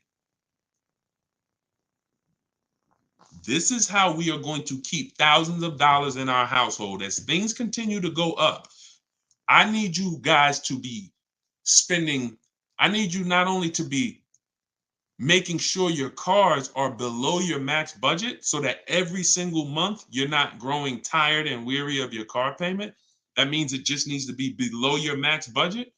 And then the second thing we need is to make sure that you are driving the best possible product for that money. You could be below budget and look at what you're driving for the money, and you're like, yeah, I'm below budget, but could I have gotten a better car for this money? Could I have gotten more car for this money? And I'm here to tell you that when you understand leasing, you're going to see there's no comparison. $690 a month for a daggone $1,100 a month vehicle to purchase. So short term, less than 8 years, we always lease. We never purchase. Now, in another episode, when we start talking about, in another segment, we'll talk about overpriced leases because every lease is not equal. Y'all gonna learn. We can't, every lease deal, even when you learn to shop, you must learn to shop. You must, because some 80% of dealers are overpriced on their leases. 80% of dealers who gave Tope a quote, let me come back from this screen. 80% of dealers who gave a quote to this young lady, Tope, on her BMW, were a lot higher. Some of you even saw it on the video. It said it when she wrote it. It said, man, all these other offers were a lot higher. That's how it's supposed to be. So you can't go back and forth with one dealer. You must reveal the best dealer, the best offer through multiple offers. So that's what you do. And you do that whether you're leasing or purchasing. And when you start doing that, you'll understand. That's in the book. That's what I teach. Bids. One-to-one negotiation is dead. I want y'all to eliminate one-to-one from we never do it. Because you cannot do that with any other item and win. You can't do it with jewelry. You can't do it with groceries. You can't do it with televisions. You can't do it with houses. One-to-one negotiations, you lose every time. You must see multiple options, multiple offers, and then we pick the best one. And what you see is that's gonna be done with loans we get, cars we buy, and cars that we sell. We don't trade. So, all right, yeah, this has been great. I need her contact. I don't know what you, I guess y'all having a conversation. I didn't know what y'all needed contact-wise. All right, let's see. Is buying and selling a car a good hustle? I'm not really teaching people how to buy and sell cars because,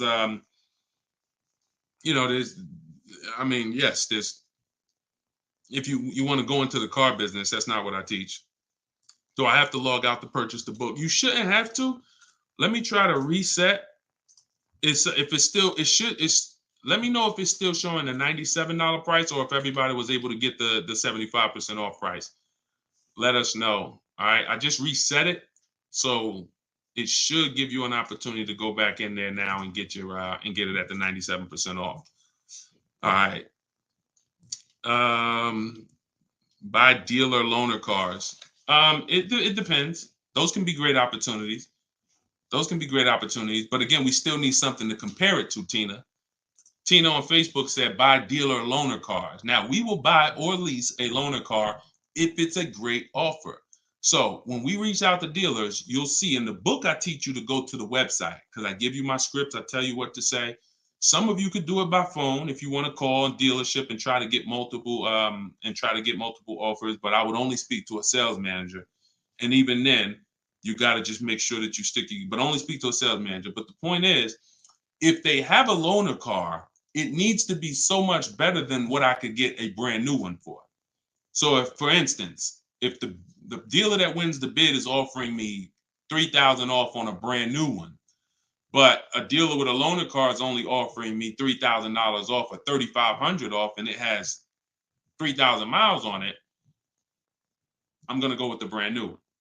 But if I don't have anything to compare it to, then I might think 3,000 off is a good offer for the loaner car. See what I'm saying? See, price assurance is when you guarantee. I want y'all, listen, if you want price assurance, type PA in the comments. You want this every time you make a deal. Price assurance means I guarantee that I paid the lowest price that I could have paid. That's called price assurance. I want you to understand, some of you have been, though, is that possible with cars? That's what I want you to move from now on. I never want you to make another car deal without price assurance. How do you get price assurance? Multiple offers. It's the same way you get price assurance when you're buying groceries, when you're buying, spaghetti sauce. I know I saw enough offers to know there was nothing out there less. Not, I went in, I looked at one brand and said, I gotta have it. I like those. And it was $1 off. And I thought see, price assurance is the best thing with a car, because you literally can look at all these offers and say, this is the best one. It's amazing when you realize you're the prize. Some of you be like, man, I haven't been treated like I'm the prize. I know, we're gonna change that. When you use the systems that I want you to use, you'll realize, dang, I've been the prize the whole time. You mean all of these banks and credit unions would work this hard to try to give me, it's all these options I got? It seemed like before I really didn't know all my options. That's right. But when you now change the way you shop and you now move into a bidding mindset, everyone I'm going to do business with must win the bid. The bank, the credit union must win the bid.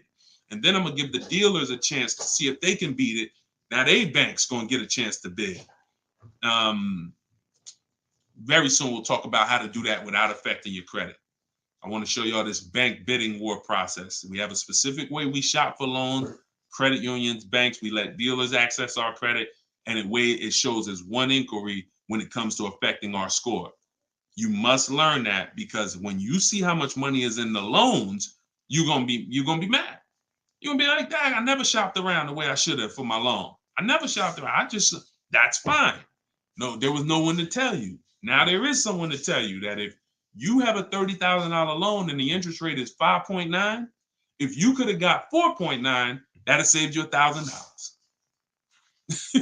Do you get what I'm saying?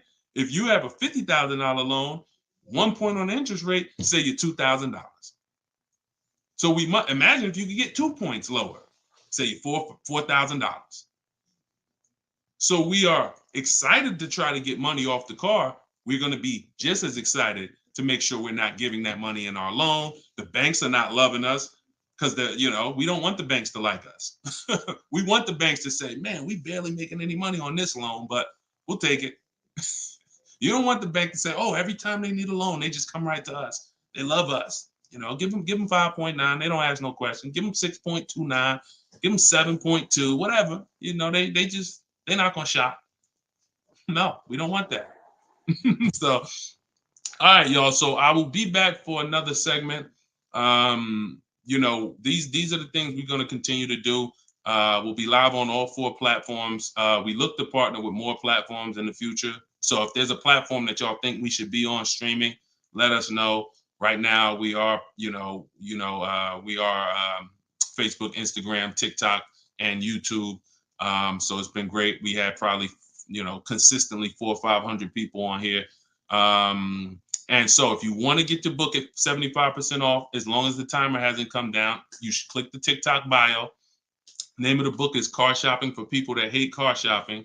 If you Google it, you'll see it's already rated 4.94 on Goodreads. We have 31 reviews. So we're on our way to being a 5-star bestseller. And it's really the people using it. So I want you all to use it. Get it for 75% off. Normal price is $97. Download it immediately. Start to use it. If you're on YouTube or Facebook, you can scan the QR code and get your copy, or go to Deshone's book. Mm-hmm.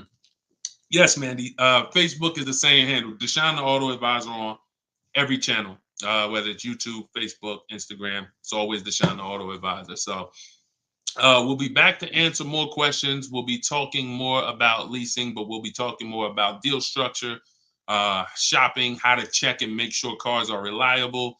There's a lot of cars going out here with bad reliability ratings, bad longevity ratings. So they are not the cars that we need to be buying for keepers.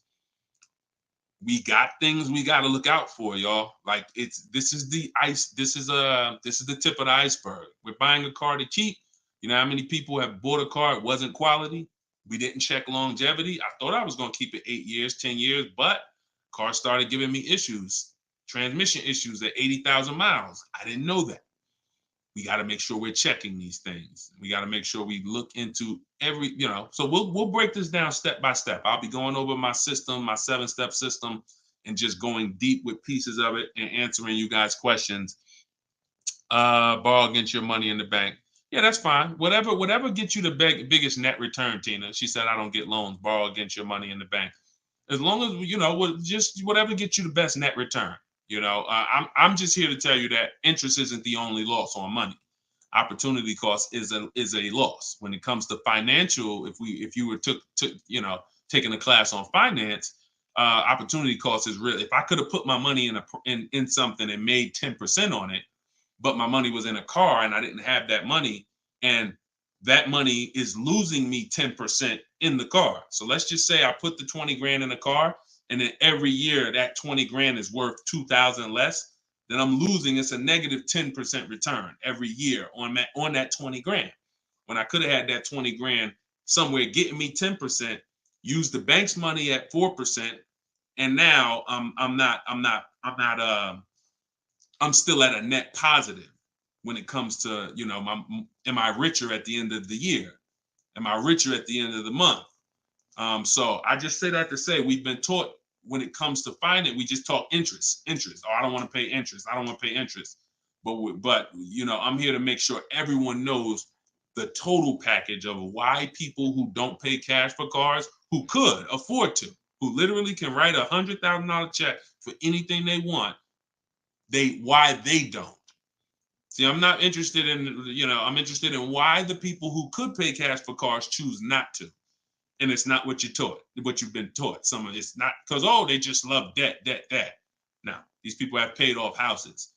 So these are the things that we're going to be talking about. So, and again, all in my book. If you want it all in one place, grab your copy. But yeah, this was a great segment. We will certainly be back. Always a pleasure. And just make sure you're subscribed so you do get notifications when we go live. Make sure you're subscribed on TikTok. Make sure you're following so that when we're live, you can jump on because we're going to be doing this a lot. All right. I'll see y'all soon. God bless everybody.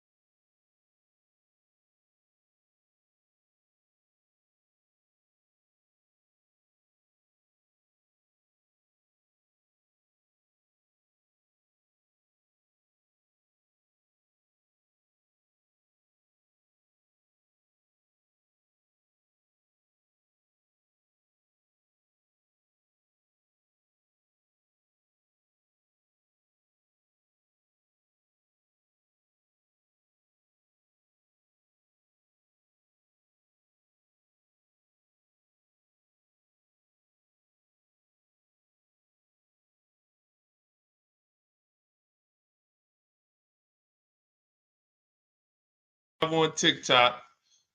All right. This is our first time going for everybody.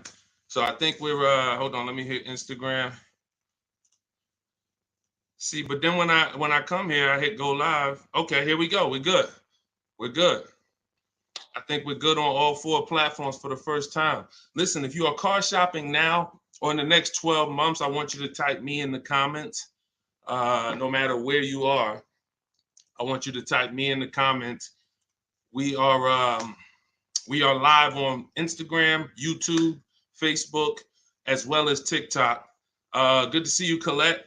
Good to see you, Andrew. After you come in, we haven't done this in a while because I'm just getting back into going live. But if you've been with us for a little bit, you know we do a roll call. Where are you checking in at? Good morning, good afternoon, good evening, depending on what time. I see you, South Carolina. Okay. As you come in, if you're on TikTok, could you hit the like button and just, let TikTok know that we're going to be spending some time here. We're going to be talking about some serious money as you come in. If you could like the broadcast, if you're into financial literacy, this is the Auto Advisors. Like this, the name of this segment here is the Auto Advisors. We're going to be doing car Q&A. If you don't know me, this may be your first time seeing me. My name is Deshone. I'm publicly known as Deshone the Auto Advisor. I spent 14 years in the car business before I left in 2020 to focus on teaching people. I see we got Jacksonville, Florida. We got Houston. Okay. We got a couple hundred people on already between all the platforms. We have Philly in the house. I see you. As you come in, just get your questions ready. What I'm going to be doing is going over various topics and doing lots of Q&A. So we're going to be spending this time that, y'all going to hear me go from things like leasing versus buying to things like structuring your deal and budgeting, all with the goal of helping you get below market car deals. So as you come in, if you could tag somebody, I promise you, here's what's going to happen. If one of your friends finds out that you've been following me, following the channel, using what we talk about over here to save money on cars, and then you didn't tag them and they find out later, man, I found this guy, Deshone, he's on, and you're like, hey, yeah, I've been following him for years. And they're like, man, why didn't you tag me? Why didn't you share the wisdom? So I want you to definitely do that. And I guarantee your friends will thank you. So as we come in, let's get ready for Q&A. I just want to make sure I did all the housekeeping. My new digital book, Car Shopping for People That Hate Car Shopping, is on sale right now. It's 75% off for our launch, so it will be 75% off the whole time that we're on. If you're seeing this video, you can go to deshonsbook.com, get your copy for 75% off. It's a digital book, and it's digital for a reason, y'all. It must be. I got links in there. I got links to scripts that you're going to be using. I don't want you guys having unpredictable car buying experiences. I want to see you having very predictable, controlled experiences. And in order for you to do that, you have to know what to say. And so I'm going to be talking about all of that. We'll be talking about all of this while we're on. So let's get to the Q&A. I just want to make sure you know, if you're on TikTok, you could go to my TikTok bio, get your copy. It's on sale for a couple minutes for 75% off. And then if you're on Instagram, you could go to my bio. If you're watching online, you can go to Deshone's book, or you can scan the QR code.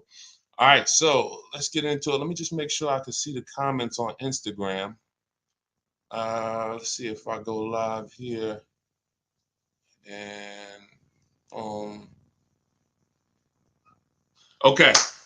Can you talk about, this is Kira from TikTok. She said, can you talk about turning in a lease vehicle to another dealership to lease their vehicle? Very good question. We don't want to turn in lease vehicles without making sure we can't make any money on them. Some people have asked, do we have equity in every car? Equity is not in every car, but you do need to check if you have equity before you return your vehicle. Here's how we do it. We're going to call our bank. We're going to get our payoff. We need to get our payoff. You don't want the residual value, because the residual value doesn't include any payment you have, anything. You need the payoff. And what that's going to do is tell you the price that you could buy the car for. Now, there's a customer payoff. Can we light up the likes on TikTok, please, so we could get some attention and let people know we setting people free financially. If you're on YouTube, if you're on Facebook, if you could like the broadcast and tag somebody, I promise they'll thank you. So the first thing we're doing, y'all, we're never returning our leases. We are never returning our leases without doing an equity assessment. We got to check to see if we have any equity in our vehicle. We get our payoff. And then we're going to get at least 5 cash offers. At least 5 cash offers. What does that look like? That means you're getting offers from Vroom's out of business. Driveway, you're getting offers from, and I'm gonna tell you, when you do this, if you are selling a lease, you must put no when it asks, is the vehicle a lease? You must put no. I'm gonna tell you why. The way these companies are set up, they're set up to buy vehicles. But in 2022, 2021, when they saw us making all this money selling our leases, a lot of the auto companies got the banks implemented what's known as a third-party restriction, which doesn't limit if you can sell your vehicle. It doesn't. It limits who you can sell it to. So we got to ask our banks, do I have a third-party restriction? And the way these buyers' websites are set up, the ones I just named, the Driveways, the AutoNations, the Kelly's Blue Book Instant Cash Offers, these are people who literally inspect your car, give you a check the same day, CarMax, Carvana, and we must get offers from all of them. See, we don't realize, as y'all learn more about saving thousands effortlessly and easily, you're going to learn it comes through bids. It comes through bids. It doesn't come through giving one person an opportunity to buy your vehicle. We must get bids. When we let the market bid on our vehicles, we're going to win every single time. We're never going to worry about if we overspent. We're never going to worry. This is all in the book. So everything I'm teaching y'all on this live and in my free vid, it's all in my book, step by step, 75% off, get yours. But you have to know exactly what the market will pay for our vehicle. We must know that, and that's very easy to do. Going to these websites, getting these offers. Their offers are really good. They put their best foot forward. Sometimes the dealerships, which are Kelly's Blue Book, Instant Cash Offer, AutoNation, they might try to, what they're trying to do is put a number online and see if they can stand by it. So we got to make sure we're very accurate when we tell people how much, what the condition is of our vehicle. But then we're getting offers. So if you get those offers, y'all, and you see that those offers are $1,000, $2,000, $3,000 more than your payoff, then that means you have equity. If it's $4,000 or $5,000, that means you have equity. And here's what you got to know. The customer payoff for our leases, when we're done, we're still talking about answering this young lady's question about what the lease in process is. She asks, should we return a lease and lease another vehicle from the same dealer or a different dealer? What I'm trying to tell y'all and get across to y'all is all of our transactions from now on, who we sell our car to, that's going to be different than who we buy our car from. See, y'all know that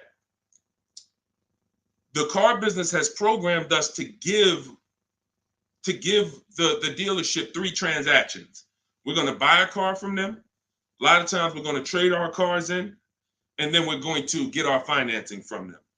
What I'm telling y'all is, as you use what I teach and you really want to save thousands and thousands and guarantee your best deal, if you want to guarantee every time you get a car, it's your best price possible, type me in the comments. If you want to just type a G for guarantee. I want to know every time. In order for y'all to do this, we got to start separating our transactions. So I see you, Terry. I see you, Israel. I see you. Okay, so we all type in G's. This is what we must do to guarantee that we got the best price car. I see you, Father of Legends. I see you, Johnny Martinez. All right, we live on every platform. So when we are shopping, when assessing our equity is the first thing we do after we decide if we're leasing or purchasing. I'm telling y'all that in the steps of car buying, we got to know what order we do things. It's just like baking a cake. If we put the eggs in first and then we put the milk, and it said, no, don't put the milk in until, I don't know, you've let the thing sit for 10 minutes. You just put the milk in, it's not going to be right? So order is important. Shout out to the sharers. I appreciate it. And listen, I appreciate everybody who shares. I appreciate everybody who helps us spread this message.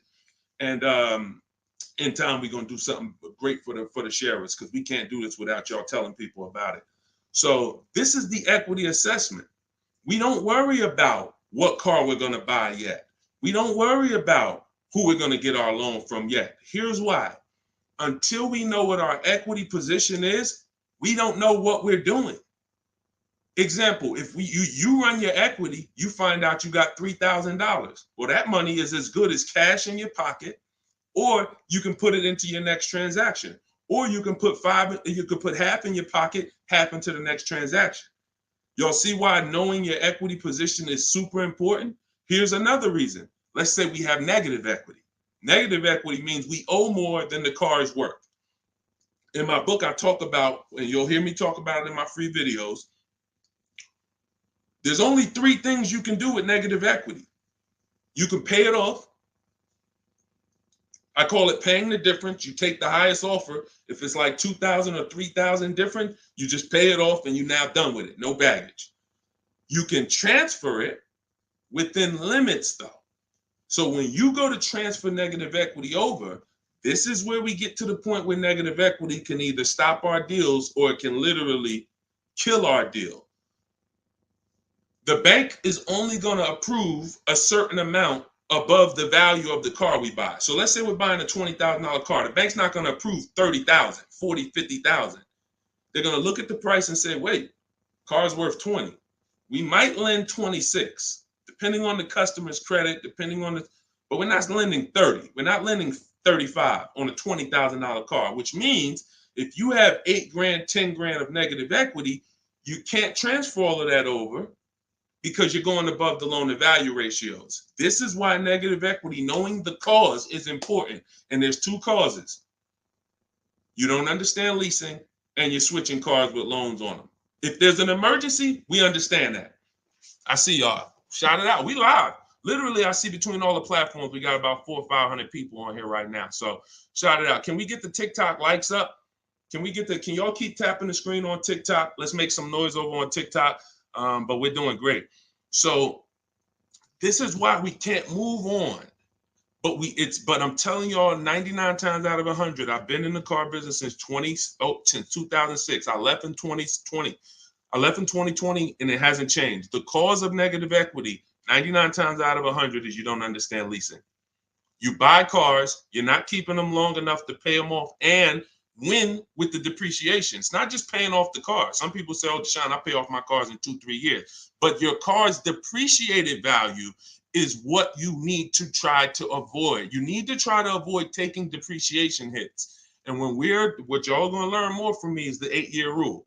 I've already done the math. I'm going to show it to you in time, if you just stick with us. But if you believe me right from the start, you're going to win. If you're not keeping cars 8 years, you're losing thousands of dollars not leasing cars. Does not matter how much you drive. Does not matter. Here's why. Listen. Who was taught? Oh, we lighten up the likes on TikTok. All right, I appreciate you, TikTok. Appreciate all of this. Let me ask you a question. Everybody on here. Who was taught never to lease cars? Be honest. I want you to type never in the comments. If you were taught never lease cars, if you've heard that from someone, I want you to type that in the comments. Here's why this is so important. This is all in my book. My book is called Car Shopping for People That Hate Car Shopping. It's a digital book. And for the grand opening, it's not a store. For the for the launch of the book, the official launch, we're doing 75% off for everybody. So you could go to my TikTok bio, you could go to my Instagram bio, you could go to deshonsbook.com, or you can scan the QR code and you can get your book for 75% off for a couple minutes. So we have a lot of people who were taught never lease a car. Never lease a car.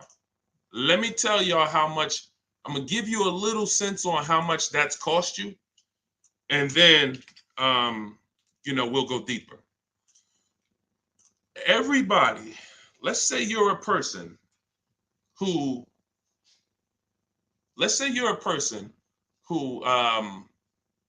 keeps their cars until the wheels fall off. We call those cars keepers. If your next car is going to be a keeper, type K. That means I'm going to keep this thing until the wheels fall off. I'm going to keep this thing 8 years minimum, 10, 12, 15. That's what I do. I see you, Abby. Now, the benefit about buying a car and keeping 8+ years is you get to outlive all the depreciation. Your car loses X% of value the day you get it. And whether you drive it or not, if somebody came and parked a car outside your house right now and said, "Hey, this car is worth $30,000. It's yours." Now you say, "I don't drive. I already got a car. I don't need it." You come out a year later, is that car worth $30,000? You didn't drive it. See, this is your first. You didn't put a mile on it. You didn't touch it. It just stayed out there. It was worth 30 when they dropped it off. Is it worth 30 today? A year later? Exactly. Here's what I'm telling y'all. That's the first deep lesson on depreciation. See, if you get that, now you're getting the clue of why leasing is not about how much you drive. People who say, "Oh, I like to drive as much as I want to, so I buy my cars because I don't want to pay for the mileage." Here's the revelation. You pay for the usage of the car whether you use it or not, whether you drive it or not. It's going down. The more usage you put on it, the faster it goes down. So leasing is not a matter of how much I drive. Leasing is, if I get a great lease deal, we're going to talk about that. All lease deals aren't created equal. And these commercials we see that say, "Hey, 3,000 down, 8," these are not lease deals. I'm going to show y'all some lease deals over, I'll actually probably show y'all one in the next couple minutes. Great lease deals are not advertised. They're made in secret. No one really knows about them. The great lease deals are not advertised. Great deals are not advertised. Great deals are not advertised. So you can't judge the lease pricing by what y'all see in these commercials, or it's not going to make sense to you. But when you get great lease deals, it is no comparison. The name of the game is, will I pay less with a great lease deal in depreciation than I would pay if I purchased that car? That is the name of the game. And when I look and see, all right, if I get a great lease deal, I'm only paying 30% of the car's value, 35, 40%, 45%. But if I bought that car, regardless of whether I pay cash, regardless of whether I got a loan on it, the asset, the value of the car is going to go down by more than that. So what we're doing when we're leasing versus buying is we're trying to hedge against depreciation. We're trying to acquire a car that says, based on how I got this car and the price I'm paying for it over 3 years, it's thousands less than if I would have went and purchased that same car and just took the value of the depreciation. And this is what I'm telling y'all. They've hid you can't understand this when you're just tied into payments. And a lot of you know, payments have nothing to do. Some of you who are a little bit more financially savvy, payments have nothing to do with the deal on the car. If you don't know that, you're going to learn that the more you hang out here. Payments have nothing to do with the price of the car, the deal on the car. That's just the financial tool. That's just what you've attached to the asset. If you go and you overpay $10,000 for the car, doesn't matter if you got a loan on it. Doesn't matter if you did no money down. You overpaid by $10,000 for the car itself. That's focusing on the asset. So leasing, y'all, is for people who don't keep their cars more than 8 years. It's that simple. If you do not keep your cars more than 8 years, you cannot outlive the depreciation that the car is losing. The money. You go out, slap 30 grand into a car. That car is losing money for you every single month. So you're trying to say, is there another way I could get a car where I'm not paying this kind of money? If I'm losing $500 of value every month in my car, is there a way that I can lose less than that? And what I'm going to show y'all is leasing is just the way. So these are the first two steps. The young lady asked the question about returning her lease, but I want y'all to know that that's step 2. We assess, can we make any money on our deal, on our old car? And then, but the first thing we got to do is decide buying versus leasing. Leased alone, Good Time said, leased alone car was good. Welcome to everybody that jumped on. My digital book, Car Shopping for People That Hate Car Shopping.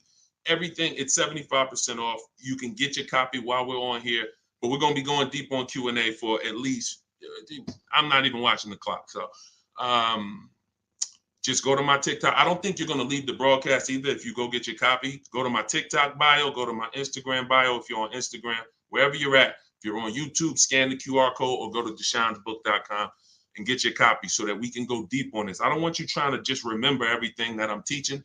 I want you to have a reference point, and it's affordable for everybody. It's normally $97.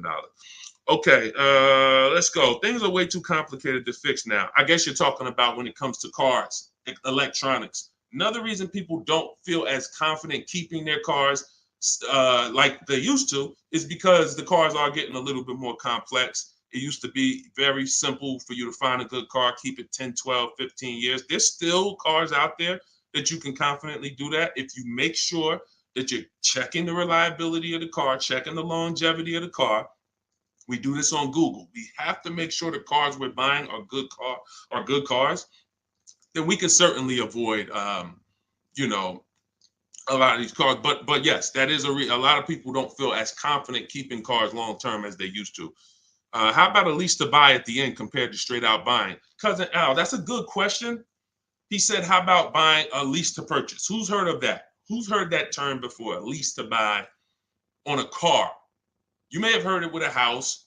If you've heard that, if you've heard that, let me tell you why that's a bad idea. We're mixing two strategies. See, there's nothing better than for the long-term person than us buying a long-term car, making sure we pay less than everyone else. That we're gonna do that. We're gonna get you stay around me. You learn from what I do, what I teach. You're gonna get below market car deals, new cars, leases, pre-owned cars. The best way to save the most money on a car is to buy it. You could decide new or pre-owned. It's really pre-owned, and you keep the thing 10, 12, 15 years because your cost per year is going to be so low. When you look at how much money you paid for the car over the long run, it's going to be like, wow, I only paid $2,000 per year, $500. The longer you keep. The second best way is buy a new car. Keep it forever. Brand new, keep that thing 12, 15 years. But most people are not doing that. And if you're not going to do that, that doesn't mean you can't switch up. But if you say, Deshone, for my next car, can we keep sending the TikTok likes up? If y'all are enjoying this, could y'all please hit the like button? We got probably 400 or 500 people on here still. If you could hit the like button, that would be great. And I see all the gifts. Thank you. Everybody who's sending roses on TikTok, gifts and all of that, stars. Thank y'all very much. But what you got to know is, what is the strategy for this next car? Is that 8+ years? Then I'll buy it. There's nothing better than that. I'm going to buy it. But you got to realize buying comes with what, y'all? Maintenance, upkeep, repairs. That's what it comes with. But we win when we buy. We win 8, 9, 10, 15 years later is when we win with a purchase. You don't win with a purchase 3, 4, 5 years because the person who's leasing is paying so much less than you. If they got a great deal, they're paying so much less than you to drive a brand new car. It doesn't, like, you don't win. You can't win. But in the long run, you will. So you got to ask yourself, this next car, is it 8+ years or is it less than 8 years? And if it's less than 8 years, then I got to go to my lease strategy. And that could be for my, you know how many people out here, y'all, they're like, oh man, I buy my cars, I keep it till the wheels fall off. I'm not leasing. Yeah, but what about your spouse? What about your children? That car you buying for your 22-year-old college student, are you think they keeping that car for 8 years like you are? No, probably not. Then you should be thinking about, you shouldn't even be thinking about, you should be going to the lease play for them. You know how many people have put their kids in a $21,000 car paying $500 a month, $20,000 Toyota Corolla, paying $500 a month because they wanted to buy them their first car, and they go get them a $20,000 Corolla that they could be leasing for $300 a month. And then that kid wakes up in 3 years and they're like, man, I'm paying $450 a month for a Corolla. I don't really like the car. Plus it's kind of expensive. This is what happens. I've seen it millions of times. Some of you may have experienced this. Your first car might have been like that. Maybe your parents went and got you your first car and purchased it. But I'm telling you that if they understood leasing, they could, especially if you were going to pay the bill, they would understand. we're not keeping this car long enough. We should be leasing it. And so I'm going to keep hammering now. I'm never going to stop hammering because we got years and years of bad information that we got to unravel. People who've been doing damage, y'all. Big audiences, big platforms, just telling people, oh, leasing is the most expensive way to own a car. Guarantee you, if I had 10 minutes on them with a live and I bet them $100,000, are you willing to bet 100? Just let me just ask you. You sound very confident when you're talking to the public. They don't realize how much money they're costing you. So my question would be, if I can show you that advice you're giving them is completely wrong financially, will you pay me $100,000? Will you take the bet? Because if you're willing to say that, stand on it. That's what they tell y'all. Exactly. He said that's what they tell us. See, and that's why I'm here. That's why it's very important what we do. That's why it's important when you share, when you tell somebody about these broadcasts, when you tell somebody, watch what they're doing over there at the like we're coming in to unravel years of bad advice. And a big part of that is leasing. Not the only part, but a big part of that is leasing. But you cannot all lease deals aren't created equal, y'all. Lease deals are when we shop for lease deals, you must get bids. And I'm telling y'all, you must get bids for everything. We'll talk more about that as we continue to go on. All right, let's get to some more questions. Why are taxes added to a buyout when they're already included in the paid? Somebody said, Christina on TikTok said, why is taxes added to the lease buyout price when it's already included in the monthly payment? Well, it's only included in the payment for the portion of the car you're leasing. So when you're paying for, your 30-40% of the car, 50%, the better lease deal you got, the lower percentage of the car you're paying towards over 3 years. That's what the tax is calculated on. That back end, which is when the car goes back to the bank or the next buyer, there's no taxes factored in on that. Depending on your state, sometimes they will put tax on the payment, but they're not usually. I don't recall ever seeing a case where they're taxing you on the whole car because you're not using that portion of the car. That's why when you lease, when you look on your credit report, you'll see the only part you're responsible for is the part that you're using. So even though the car might be 40 grand, it might say balance owed 18 because you're only responsible for that 14. You're not responsible for the back end. All right, we lighten up the likes on TikTok. Appreciate y'all. I see you, Lisa Vasquez. Welcome. Kat, I see you. All right, let's go. Let's continue to rotate questions. What happens to my down payment on the lease? See, a lot of people asking about leasing. This is good. This just goes to tell you something. A lot more y'all gonna lease when you understand it. In fact, when you understand it, your next car will be a lease. Quite honestly, unless you can guarantee me, Deshone, I'm keeping it 8 years. If you say, Deshone, I'm keeping this thing 8 years, you go ahead and buy it. Don't think about leasing. Go ahead and buy it. But if you cannot confidently say I'm keeping this car at least 8 years, and you're gonna learn, I'm gonna do a upcoming show where I show y'all my screen. So if you're on TikTok, make sure you're on YouTube or make sure you're on Facebook. If you're on Instagram, because y'all are not going to be able to see my computer screen when I actually go deep and show everybody, my screen and we compare. I'm going to show you all the numbers because I'm not going to sit here and I don't want y'all thinking this is my opinion. This is by the numbers. So Good Time says, what happened to my down payment on the lease? So you should only do a down payment on the lease after you've already verified you got a great deal. Pay attention. This is very important. Once you down payments, y'all, never come into play until we verify we got a great deal. This is all in my book, Car Shopping for People That Hate Car Shopping, my digital book. You can download your copy. Go to deshonsbook.com. It's 75% off for a couple minutes. You won't leave the broadcast, but I don't want you to miss the opportunity. The book is great value at $97, but for our official book launch, we're doing 75% off. So you can scan the QR code or go to my Instagram or TikTok bio. Get your 75% off book. So when you are doing the down payment, whether you're purchasing or whether you are leasing, it's critical that we verify we got a great deal on the car before we ever talk about payments. This has always been.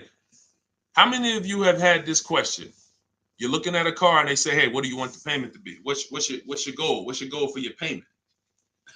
Type a $ if you've heard that question.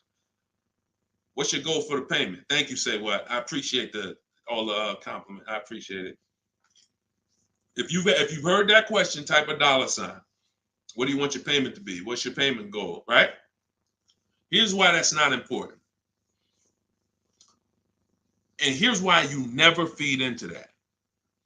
If you feed into that, you run the risk of focusing on the payment structure and not the price of the car.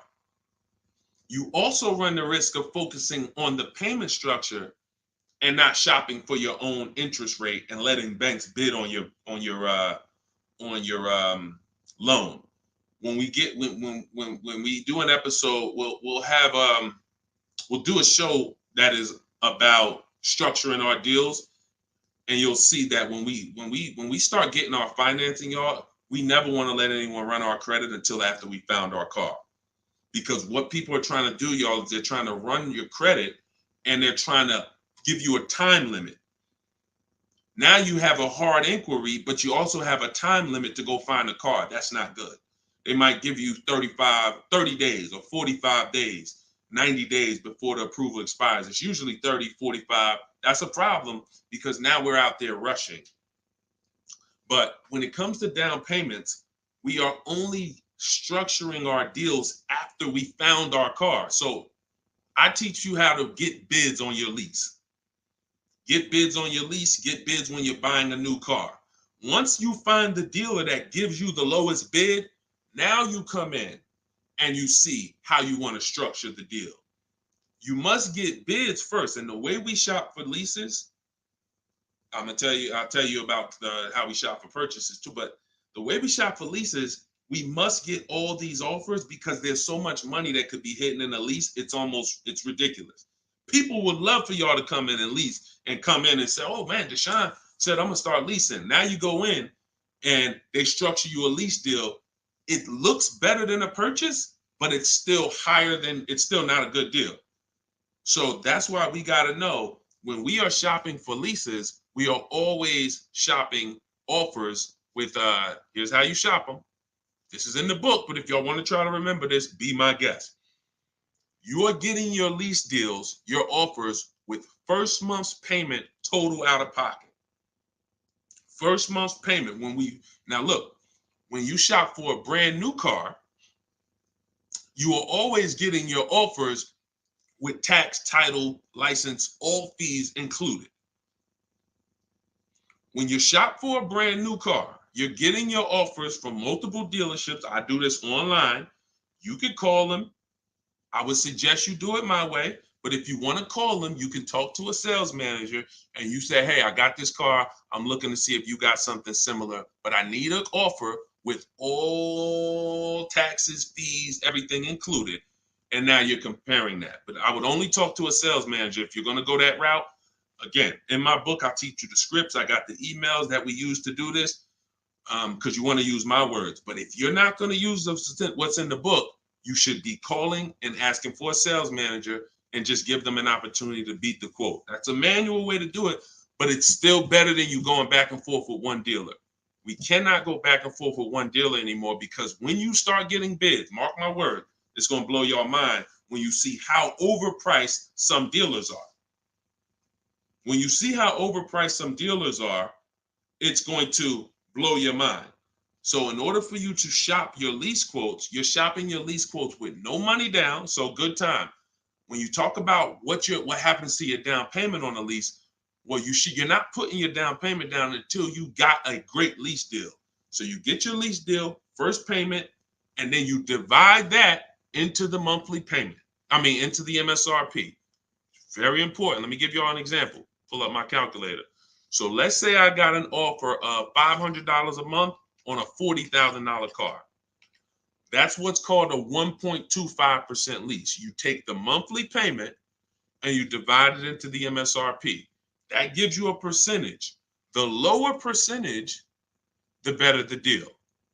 And this originated from some of who's heard me mention the 1.5% rule for bad lease deals. Type me if you've heard that. No, you don't have to tell them you're pre-qualified before you go. It's not even a question. We're just shopping for the price of a car. So you've heard, okay. Okay. So, see, and I looked at another question while I was in the middle of answering one. So, wait, we were talking about lease quotes. We were talking about, okay. Okay, that's right. The 1.5% rule. So when y'all hear me mention the 1.5% rule, I'm telling y'all, again, it goes back to the fact the lease, the name of the game with a lease is how much can I pay for a car over 3 years that I'm giving back? The lower, the better. So since the beginning of time, people who got great lease deals knew about the 1% rule. The 1% rule said, if I buy a car, if my lease payment is 1% of the MSRP or below, it's a steal. So if I'm looking at a $40,000 car and my lease payment on it, 12,000 miles per year, is $400 a month, no money out. No money. I know that y'all may have been taught, yo, you got to put money down when you lease. That is a lie. I'm going to be peeling back a lot of lies, a lot of misconceptions, a lot of bad belief systems that we've picked up, and we're going to tear those down. So money down with a lease is absolutely not a requirement. So when we're getting our lease deals, example, 2018, I leased a 2018 Jeep Grand Cherokee Laredo. It was $35,000. I gave them $330 a month, and I drove off. That was my payment. 39-month lease. We'll talk about in the future. We don't do 4-year leases. We'll talk about that in the future. But that's the 1% rule. 1%. Now look at that. Think about value, y'all. You drive off the lot in a brand new $35,000 car, and you're paying $330 a month. That's under 1%. So these are steals. I call these steals. You ever see a lease deal like that? It's not a deal. It's a steal. Now, in order to get that type of deal, you need a great lease program. So we can't. So it's not just like, oh, every car has a 1% deal. No, if they don't have a ton of rebates, if they don't have a good residual value, if they don't have a good rate, then it's not going to happen. But in the long run, we can't control that. All we can control is how we're going to shop. And the way we shop is get your first month's payment. Is you tell every dealer, give me a quote with first month's payment, and put all the taxes and all the fees into the monthly payment. And then you let me know what that is. And you have to know the MSRP, because you divide that monthly payment into the MSRP, and that's going to tell you the percentage. If you see 1.35, 1.45, 1, these are good deals, really good deals. We still need to compare, because I got people who are getting, look, if we don't compare, you could be in trouble. You don't want to just take a deal. There are people who think, oh, I thought a 1.25 was a great deal, and then I end up getting 1.1. You know, so we can't ever assume what's a great deal. We just have to know what a bad deal is. That's over 1.5%. They got me on one of my last leads. Listen, good time. Don't feel bad, man. It is something a lot of people are going to discover the more you work with me, that you have overpaid. But there's been no one to tell you. So there's been no one to tell you. So 1% still, 1% 5 is the max. Exactly, K-Dub. That's the exact formula and ratios we use for measuring great lease deals. 1% or lower is a steal. Between 1% and 1.5 is a deal. That's great value compared to purchasing. So when someone drives off the lot with a great value lease, 1.25, anything under 1.5, they're paying less than someone who purchased. They're paying less than someone who purchased. Once you get above 1.5, you're now going close to spending the same amount as the person who bought the vehicle, which we don't want, which we can't do. We eliminate the benefits of leasing. And some lease programs y'all are going to see are bad. You shop multiple offers and the lease programs are bad. We can't get those leases. I will never co-sign, because leasing is a value play. I will never co-sign you getting a car because you like the car a lot and overpaying for a lease, because the lease program is bad. Sometimes, I want a Range Rover Velar. The lease program is bad. All right, well, I'm going to go get a Genesis GV870, And then, you know, maybe in 3 years, the Range Rover lease program will be good. But right now, I'm not going to do it because no one loves a car that they're leasing. You always just like it. If you're leasing, you're switching cars every 3 years. You don't love anything. When you love a car, you buy it, you keep the thing 10 years. That's love. But typically, a person who's not keeping their car long term, you get, you know, you 3 years, you're like, okay, I could get another car. 5 years, you know, people who buy cars to keep, they don't think like that. Like, they ain't even looking for a reason to get rid of it until, you know, transmission goes out. And then I always joke because as a keeper, what do you do when the transmission goes out? If anybody on here has bought their cars and kept them till the wheels fall off, when the transmission goes out, what do you do? What do you do? See, you're not a keeper. You're not buying a car to be a keeper. That transmission go out, you ready to get rid of it. You ready to get rid of it. Look, a lot of people are like, no, I go fix it. I go get another transmission. Exactly. All right. All right, let's keep the questions moving. Welcome to the people who just jumped on.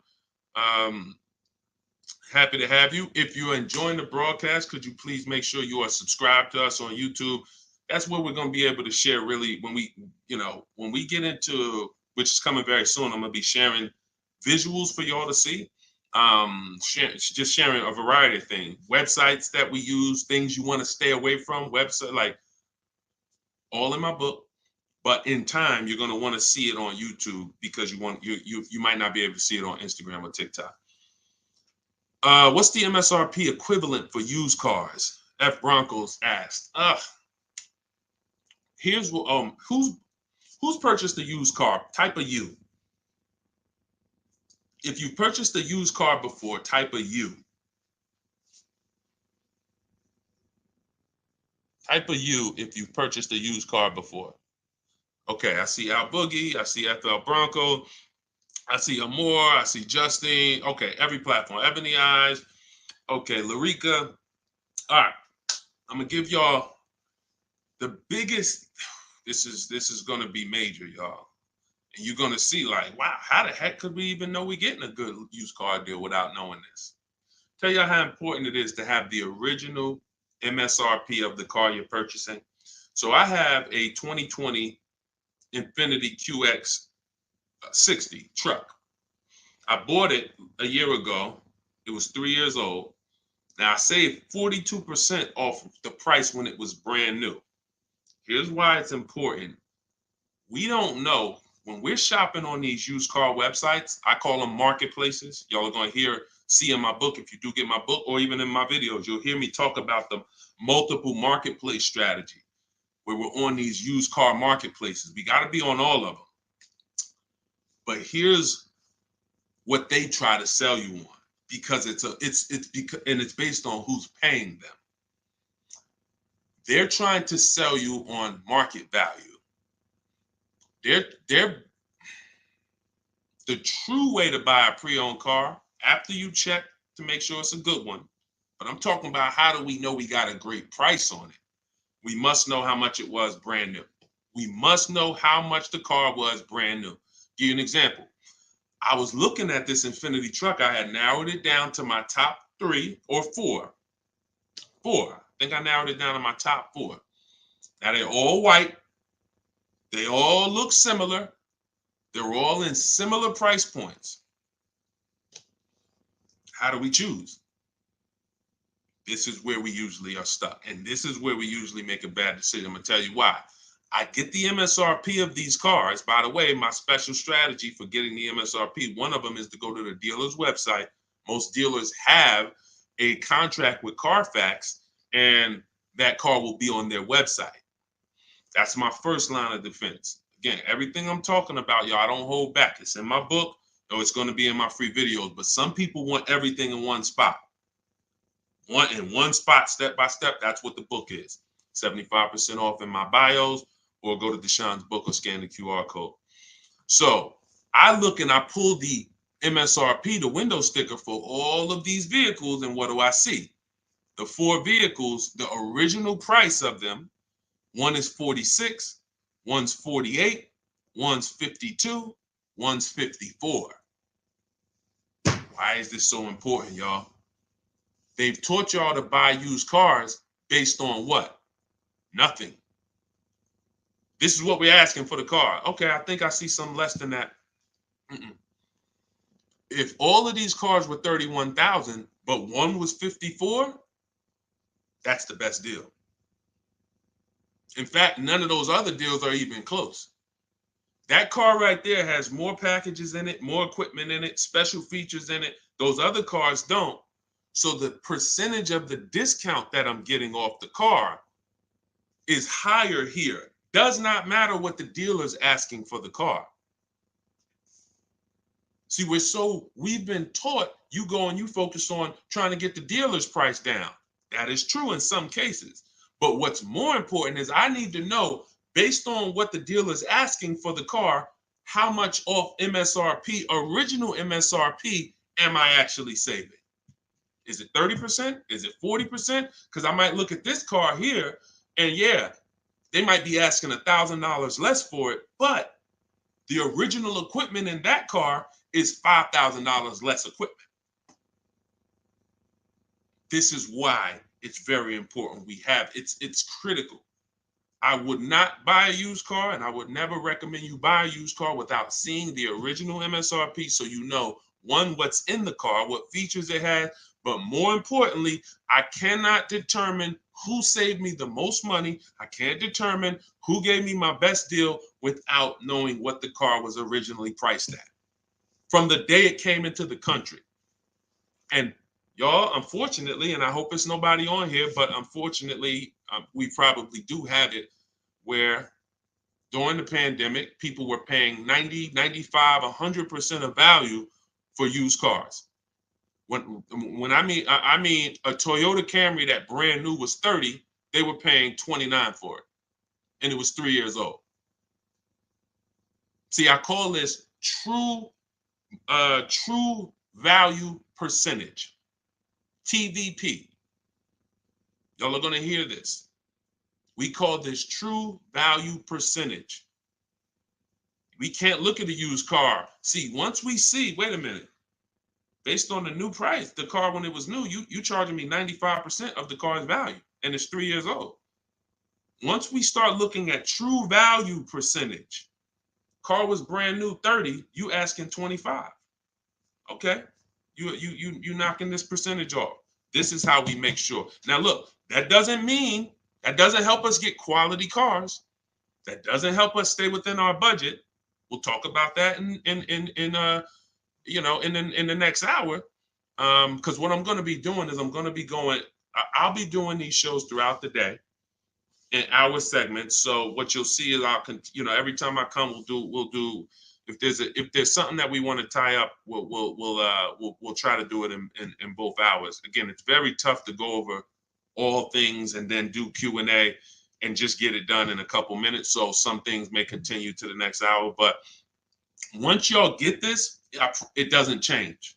So although, some of this might be brand new to you. I'm sure it is for a lot of you, having a system for how you shop, boundaries. But once you see how this thing works, it doesn't change. That's why I could write a book. That's why I have a library of videos that are step-by-step. The step-by-step version of my book is the Cars from Home video library, because I know we're so ahead. The car business is so old. I don't have to worry about this changing in the next year, 2 years. If anything, like Vroom went out of business, we adjust that. I might adjust that one section because Vroom's not in business anymore. But the way we teach you to purchase cars to guarantee you pay less than everyone else, to guarantee you save the most money on your loan, to guarantee you get the most money for your old cars, that's not going to change because we are just too far ahead of what the car business is doing. Welcome.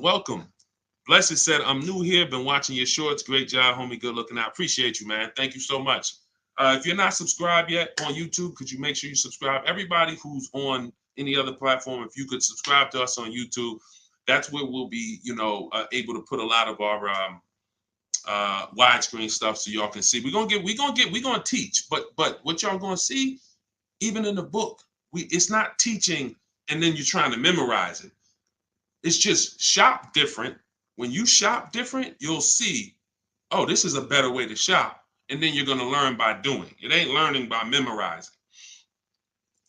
Hey, thank you, Sonny. Said, just purchased my ebook. Thanks for sharing. My pleasure.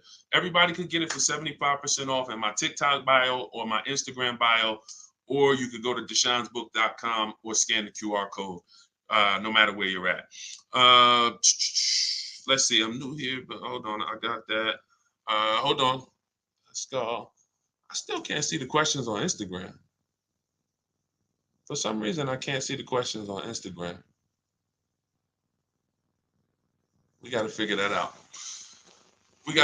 Now, here's what I will say. If you stay on long enough, somebody's going to ask you a question, because a lot of you, it's going to surprise you, but I know it. We've been working with people long enough to know a lot of you have the same situation, literally. So you stay on, even if you don't, your question doesn't get answered, you'll hear somebody that's, oh, that's the exact same situation that I'm in. Josie said, I really need help. I'm interested in buying a 2001 H1 with 70,000 miles, 75,000. Should I go for a 40,000 of 50K? I don't really understand that. I really need help. I'm interested in buying a 2001 H1 with 75,000. Should I go for 40 or 50K? So I'm guessing you're saying I'm buying a 2001 Hummer with 75,000 miles, or either is that asking price is 75,000? Should I go for 40 or 50K? No, we go for whoever wins the bid. See, we can't get into, here's where this could hurt us sometimes. You know what we do? We save a certain amount off the price of a car, and then we want to carry it to our next deal and say, well, we should save the same amount on this car. No, because we don't know what the programs were that allowed us to save 7,000 off that car. And I'm talking about new. Pre-owned cars, this is different. Pre-owned cars, you go to the market and you see who has the lowest car for the money. So we're not going local. It's two favorite words, y'all. And some of you, let me see who's been with me for a minute. See if anybody knows. What's my two favorite words when it comes to saving money? And again, this is, I haven't been live and we haven't done this in a, does anyone remember favorite words? Y'all wouldn't know on YouTube, I don't think, unless I used to say this a lot on TikTok. Oh, Alicia said they got kicked out of Instagram. Okay, so come on over to TikTok. All right, it still says we got a lot of people on Instagram, but that's good to know. Okay, we'll check that out. Does anybody remember my two favorite? All right, anyway, I'm gonna tell y'all, and now y'all will know this going forward. And I want these to be your two favorite words: multiple offers. Multiple offers. Very important. When I tell you, when you make multiple offers your two favorite words, you are going to save so much money. It's crazy. So I'm not buying something and there's only one of them out there. I don't have anything to compare it to. That'd be like me walking into the grocery store and I want chips. I really want some barbecue chips. And I go into the aisle and it's only one brand of barbecue chips. Wise Barbecue is the whole store. Now, I don't know if they're charging me a good price because I don't have anything to compare it to. They might say, oh, bag of chips, $4.99. Is that good or not? Well, we don't know. But when I see all the other options, same thing with spaghetti sauce. I need to see all the options. Same thing if some of y'all were buying a TV. If you had to buy a TV right now, if you had to buy a daggone 100-inch TV, are you worried about overpaying for it in this day and age? No, because you know, man, I'm going to go to Amazon, I'm going to go to Best Buy, I'm going to go on this Walmart.com, and by the time I see some options and see what they pricing at, I'm going to be able to choose the best one in 10, 15, 20 minutes, right? That's what comes through. That's price confidence. That's called price confidence. And the only way to have price confidence, to eliminate that feeling of, oh, did I overpay? You think I paid too much for this? Is to learn multiple offers, multiple options. So what you should be doing, Josie, is looking at so many H1s, wherever they are, that I know I'm not going to overpay because I see them all. I see where the price, and I'm gonna teach y'all, this is in the book, and I'll teach y'all in my video. We set up accounts when we're shopping for a new car, because once we know where the prices are, we want to be alerted every new car that pops up, every single used car that pops up, you want to get alert on it. You want that thing coming to your email the minute they post it, because everybody else is not going to be able to move on it because it's too fast. They need time. They need to, oh, let me see it. Okay.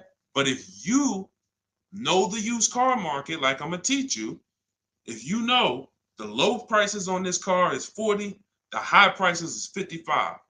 Soon as that one pops up at 41, you don't have to hesitate. Speed is what gets people deals a lot of times, y'all. I've sat in front of people and I'm literally offering them, and this is back when I was in the dealership, and I'm literally offering them, like, the dealership is making no money. That's how good of a deal it is. And I'm like, listen, miss, like, I'm just telling you, we're making no money. We gave you everything. But they didn't take it. And I'm gonna tell you why. I can't blame them. They didn't have enough other offers to feel confident that what I was giving them was the best. That's the problem. So in order to have price guarantee, price assurance, for us to know that we are paying less than everyone else, we have to see multiple offers. And then in order for us to guarantee that we have not, that's just what it is. Price assurance comes through multiple offers. And then we have to get a quality vehicle. Okay. So all of this I will teach. It's hard to get, maybe like a lot coming at you at once. That's why I would love for you to get the book, Car Shopping for People That Hate Car Shopping, so you could dig into it, so you can see that everything I teach is methodical. I don't want you trying to remember this. Get the book, take your 75% off for the launch of the book, and then dig in and you'll see, wow, he has this thing set up in systems so that I don't have to be trying to remember what to do. I don't want y'all trying to remember what to do when you're out here shopping for your car. I want you to have a roadmap, a blueprint, and that's what 7 Steps to Saving Time, Money, and Avoiding Dealerships is. Thank you, Curtis. Appreciate it. 10-4. Oh, 10-4. Thank you for the guidance. It's a rare vehicle. If it's a rare vehicle, that's fine, but you don't want to overpay for a rare vehicle. You need to see enough of them to know that you're not overpaying. You don't want to sit there. You know how many people got a rare house? Your value's down. You know, I got a rare house. So if the value is going to be down, think about it. If it's rare buying, then it's rare selling too, which means your market, when you go to sell it, if you go to sell it one day, it's not going to be huge. That's not a car you can sell in 24 hours unless you just want to blow it out price-wise. But in order for you to make sure you don't lose, you got to make sure you buy right. You can't overspend by 10, 15 grand. So just make sure any H1 in this country, you know the price of it. That's all. If I see one over, it could be all the way over on the other side of the country. If I see the price, then I know what the market is. It doesn't matter if it's over there. If they're asking 10 grand less and it's a good car, has great service records, has great title history, has great accident history, doesn't matter. That shows me that's the market price. All right. Thank you, Josie. I'm glad. Enjoy it. You're going to be able to get to any car you want. And you have so many strategies in there for later. If you're buying a used car now, it's in there. If you're going to be leasing, it's in there. If you're going to be buying, you're going to know, all right, man, I want to get a lease for my spouse. Or, hey, you know what? I'm going to get a lease for my kid. Or you just might buy everything. But sometimes you might want to buy brand new. Sometimes you want to buy pre-owned. It's all in there. Different strategies for how you get to below market deals on each one. Uncle John said, who currently has the best lease program? It's no way to tell. Unfortunately, there's no way to tell. You cannot shop. That's the bad part. That's why when we shop, y'all, it takes us about 45 minutes to an hour to find out where the market is on a car, what the best offer is. Once you get good, like I said, if you're doing it the slow way, you could call sales managers. You get one lease price, and then you call a sales manager and see if they can match it or beat it, or beat it rather. But if you want to do it the fast way, I go through the websites. I contact the dealers through the websites, tell them exactly what I want. We do this for 25 dealers. And then you use my scripts of telling them what you want by email, getting the quotes, and you'll know in a matter of an hour, hour and a half, where those offers are. But there's no other way. Because again, great deals aren't advertised. They're not going to advertise great deals. They'll advertise lease offers where they make money. Hey, bring us 35 grand. Bring us 3,500 plus taxes and fees, and your payment's $479 a month. Yeah, but you're putting down $6,000 to get there, and then no, those are not good deals. You're paying too much for a car you're giving back. So yeah, and so we'll cycle through various topics. We spent a lot this hour talking about leases, talking about leasing versus purchasing, and hitting a couple things. But what y'all will see is we'll do themes kind of each hour. I'm gonna come back. I'm gonna come back for the next hour, and we'll probably still stay on it, but we'll be able to get through more questions, because as y'all can see, some of these questions require a little bit more deeper answer. Just as if you were purchasing a house. I know they've made it seem like, oh, well, let's just ask a simple question and then let's just, it should be a super simple answer. Not when we're purchasing houses, right? It's never simple when we're purchasing houses, when we're getting mortgages, when we're investing. Why would it be simple when we're buying $20,000 to $50,000 to $100,000 vehicles that depreciate, that lose us money whether we drive them or not?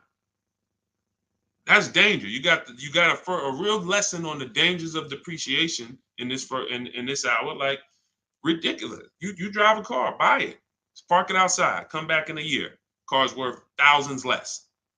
You never drove it, never got behind the wheel one time. So when you have that type of product and you're coming into your household, it can drain you of money if you don't structure your deal in a way where you've minimized your losses. The name of the game is to minimize the amount you're losing on these cars. Cars are depreciating assets. You can't make money on them.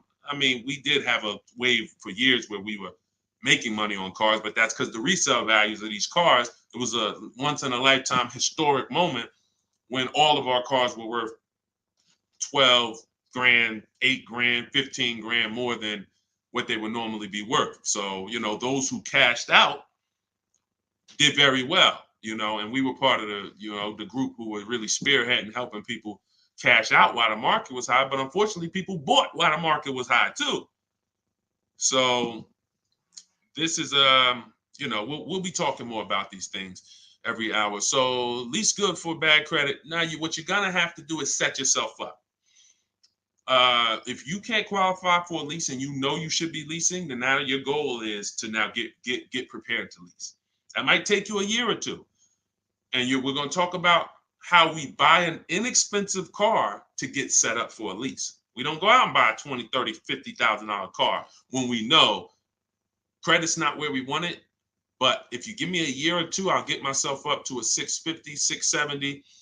I'll use an inexpensive car to build a good payment history, because I'm paying more for interest because my credit's not good. So the last thing I want to do is buy an expensive car and have a higher interest rate. Now, when I go to switch out of that car in 2 years, because I'm ready to get my brand new lease, now I got 10 grand of negative equity. That's now, first it was credit stopping me from getting the lease. Now I got too much negative equity stopping me from getting the lease. These are two things we want to avoid when we're trying to set ourselves up. And the way we do it is we make sure we buy the least expensive car we could get a loan on. We want the smallest loan possible. And then we get a reliable car, and our plan is to switch out of that car in 2 years. Make the payments, pay the higher interest, but that's okay, because in 2 years, I'm driving something brand new off the lot and I'm leasing it. So that might not be the ideal car. In fact, it shouldn't be. But some people go and say, well, if I got to do that, man, I'm going to go and get the Dodge Charger with the Hemi engine, and now you're buying a $30,000 car, $25,000, and you're putting that interest on top, and now you're buried. So you're not going to be any closer to getting a lease in 2 years than you are today. We don't want that. You got to bite the bullet And if you got a ton of money, I'll show you how to get it done, and you can get a little bit of a nicer car. If you got bad credit, but you got 10 grand, you don't have to get a $10,000 car, but we need to work these things accordingly, because the key is a small loan, reliable car. That's the key. Okay. TikTok's telling me my live's going to end in 60 seconds.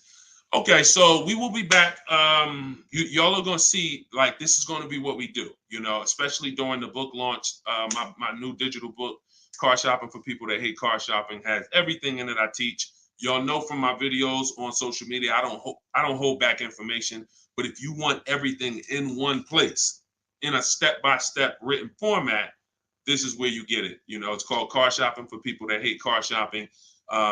7 steps to saving time, money, and avoiding dealerships. And that's going to allow you to take what I teach, mastering the art of shopping from home, mastering making dealers and banks bid against each other for your business, and so that you can be confident. But please make sure you subscribe so that you can get, and if you're on our email list, you'll get notifications of when we go live so that you can make sure you jump on. If you're in the market for a car, we want to make sure you are armed with everything you need to save tons of money. So thank you, We West Coast, a lot. Appreciate you. Instagram, we're going to get y'all involved, because somehow I'm seeing some of the questions and some not. Now the questions on Instagram popping up. That is so weird. But I trust that y'all got value, because, again, many of you do have the same questions. So we'll be back in the next hour. You'll get a notification if you're on our email list. Jump on. But if you get your book, I hope you enjoy it. I can't wait to hear your success stories, and I'll see you shortly.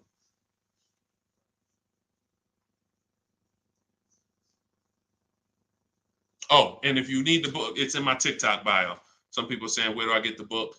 It's in my TikTok bio. Click the picture. It's in my Instagram bio. Go to the bio. Click the picture. If you're watching on or you could go to deshonsbook.com, or you can scan the QR code depending on where you're watching. So, all right. See y'all soon.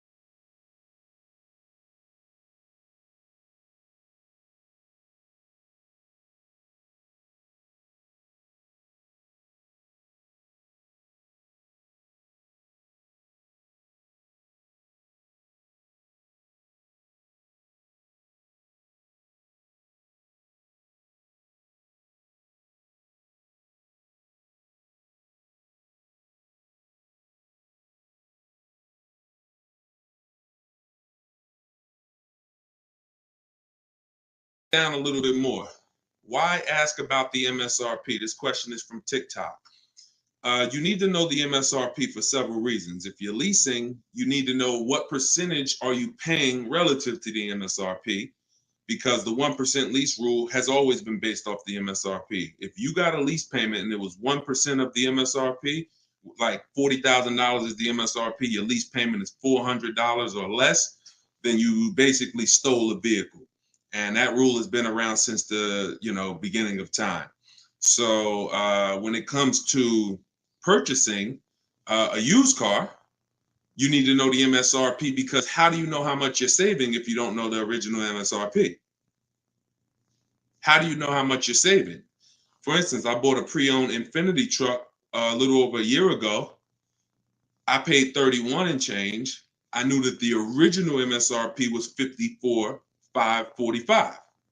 Without knowing the MSRP, I wouldn't know how much I was saving off the original. And that's the only thing that's really important when you are shopping for a used car and you're trying to make sure you're getting a great price. There's other things you got to be concerned. There's 2 main things when you're buying a used car. Got to make sure you're getting a great car. You need a quality vehicle, That has nothing to do with price.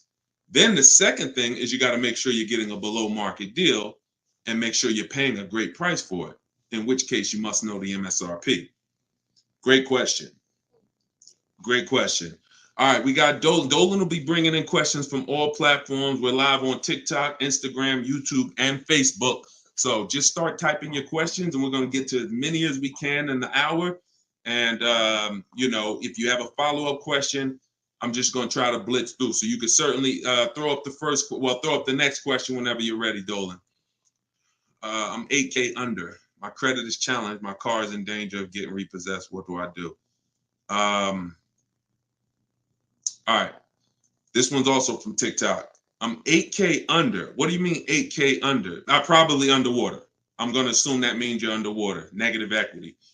If that's the case, then what you want to do is you want to get the, so you're at negative equity, but then you're also behind on payments. I mean, you got to catch up on the payments. I mean, you could try to refinance. You're going to have a hard time.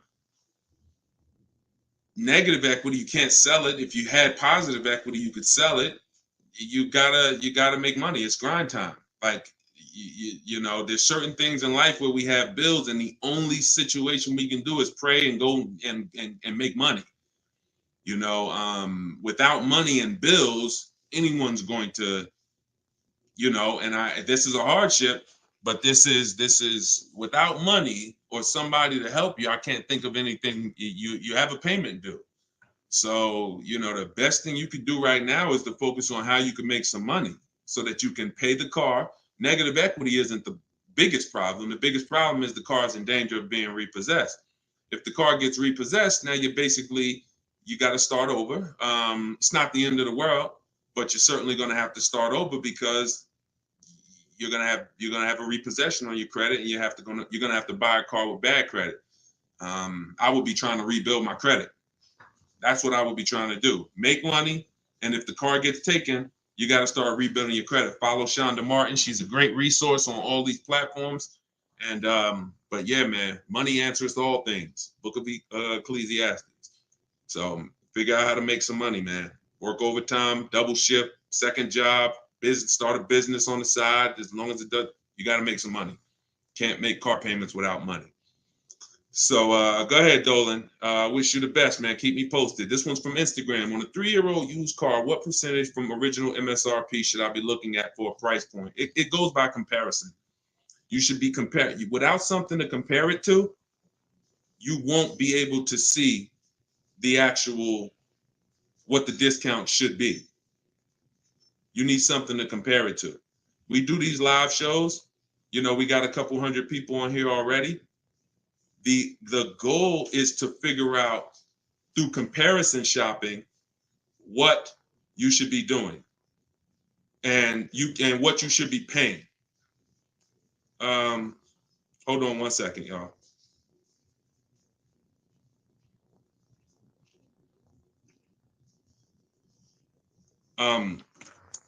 Yeah, so that's the goal. You don't know what a fair price is, what a great discount is, until you are not, until you have other offers to compare it to. That's the problem. Go ahead, Dolan, shoot the next question up. Like, I didn't know that 42% off my Infinity that I got was a great discount until I compared it to the others. I narrowed it down to 4 choices, and then 3 of them were not as big of a discount. And, one of them was, most of them were in the 30s. This particular one was a 42% discount off the original MSRP. Go ahead, Dolan. Oh, this one's TikTok. How do I get the lease rate down? You always, listen, the only way you're going to get a great lease deal is by comparison offers. You got to get at least 5 offers because 80% of dealers are overpriced. And the only way you're going to see that is by looking at other offers. See, most of the questions y'all are going to find out have to do with you shopping for cars the way you shop for other things in life. You shop for everything else. When we get great deals, it's comparisons. Everything we do is a comparison. Now, the only way you have price assurance is through comparison. and knowing if somebody tells you, we guarantee no one will beat our price, or hey, Walmart says you could buy this item and if you find it at a lower price, you know, we'll match it or we'll beat it. See, that's price assurance. That's comparison. That gives you peace of mind of knowing I'm not overpaying. And the only way for you to bring that same piece, the reason why we're able to, and for those of you, if this is your first time on a live with us, type 1. If you've never been on a live stream with me, type a 1 in the chat. See how many first time people we got. How many people first time? What y'all are going to see is what I'm teaching you to do is shop for cars the way you shop for everything else. Because the way you shop for cars now, you don't shop for anything else like that. Okay, Ronnie, I see you, Stoner Kid. Okay. I see you, Amelia. Okay, Batman, good to see you. Edgar. Okay, Paul, we got a lot of first-time people on here. So what you want to do is start shopping for cars the way you shop for everything else. And we get great deals by comparing offers. Now, some of the people I'm going to introduce you to and the way they've gotten their deals is by using what I'm teaching you. Everything that I teach comes out of my new digital book. It's called Car Shopping for People That Hate Car Shopping. 7 Steps to Saving Time, Money, and Avoiding Dealerships. So in that, I have 2 systems for how we comparison shop. One's for new cars and leases. You got to get at least 5 offers. And some of you are like, Deshone, how do I get 5 offers? Well, you stay on. We're going to talk about that. It's easy to do when it's online, but you won't see how different the prices are. When you see, man, everything seems overpriced, it's because you're dealing with what I call the 80%. Dealers that are the 80% are overpriced. They're going to charge you as much as they can because they don't think you're going to find the 20% dealers that are going to beat those offers. So when you talk about how to get a lease rate down, like you look at somebody like Danielle. This is Danielle's lease. She just got a lease on an Audi not too long ago. $44,000 vehicle. She paid $550, no money out of pocket. She just gave him $550, drove off. No down payment. So a lot of the things you're going to see, this is the reason why I represent the Unlearn, Relearn brand. Because a lot of what you've been using, you got to unlearn. It's not going to work here. But I'll help you do that. I hope you do that. So for the launch of my new book, you can get yours for 75% off in my TikTok bio. It's normally $97. It's 75% off while we're on the broadcast. You got 30 minutes. And Instagram bio, you can get yours. And if you're on YouTube and if you're on Facebook, I'll put the link for you guys. Y'all can get yours. But that's how you get lease rates down. Comparison offers. Making people bid for your business. Stop negotiating, guys. And start making people bid. We'll talk more about that. Go ahead, Dolan. Shoot the next question up. We're taking questions from all platforms, Facebook, Instagram, YouTube, and TikTok. And could everybody who shares invite somebody? If you're a sharer, I appreciate it. I always give, we're trying to figure out something special we could do for the sharers because there's nothing, I told y'all, inbox me. If you got ideas, what could we do to reward or come up with something for the sharers?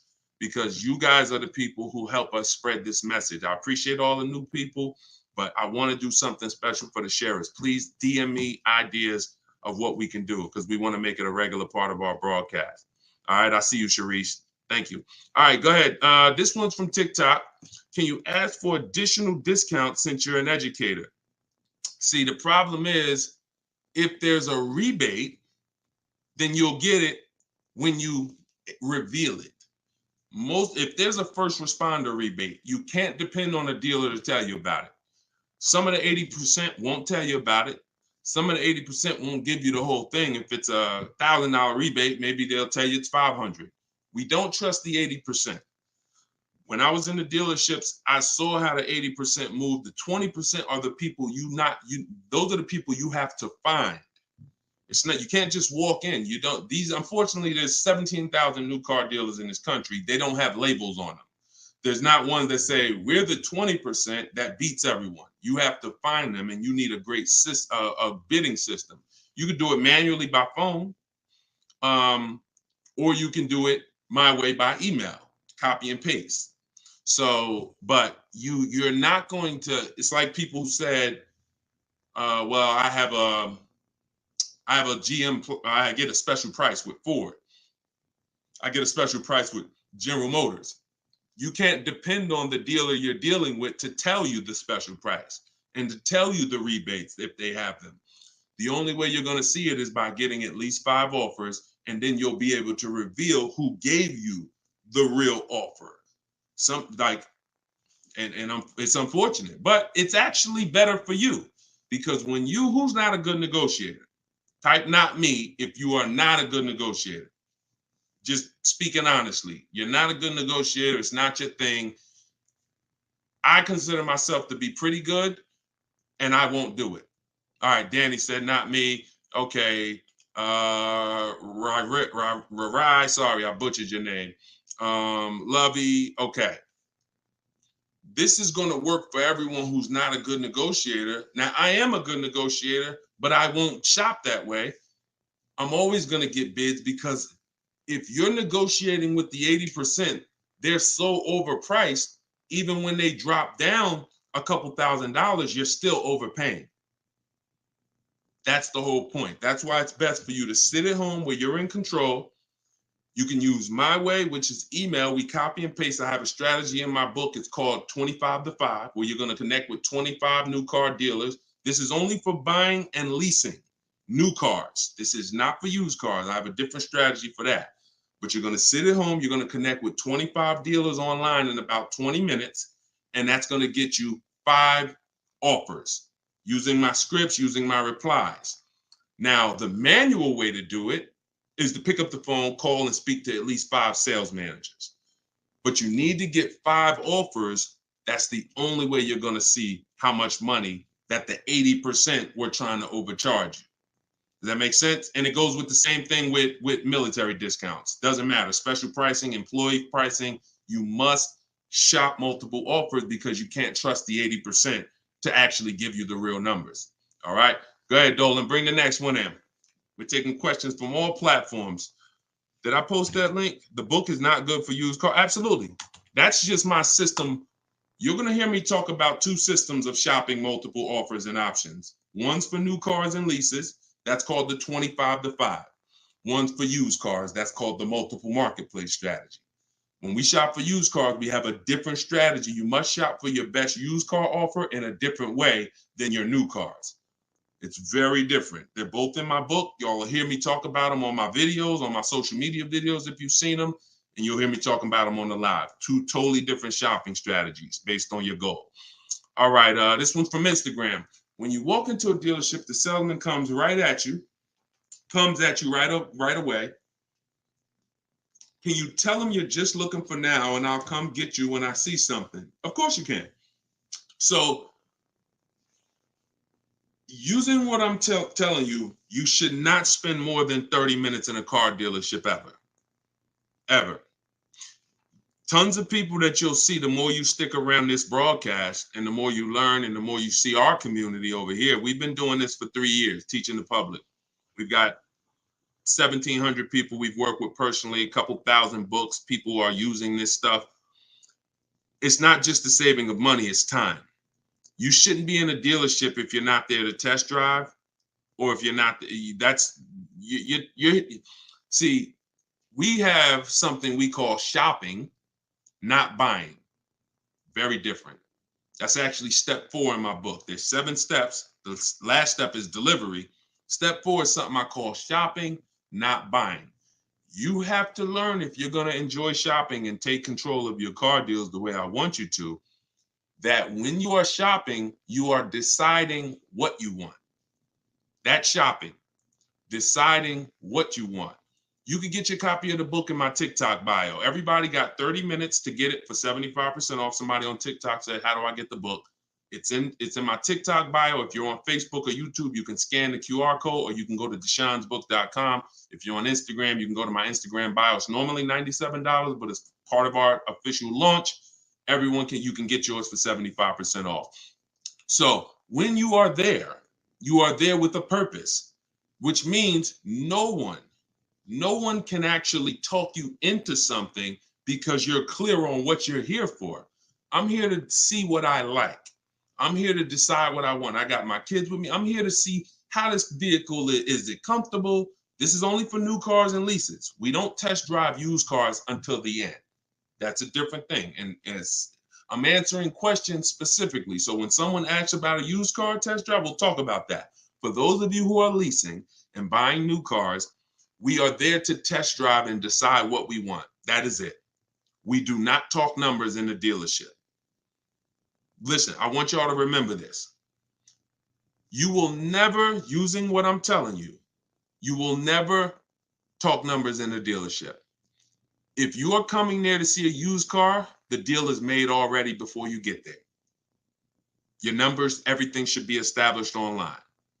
That's the multiple marketplace. There's a very simple process that you can follow for shopping for used cars. By the time you walk in the dealer, who's ever had a dealership that they had to walk out of?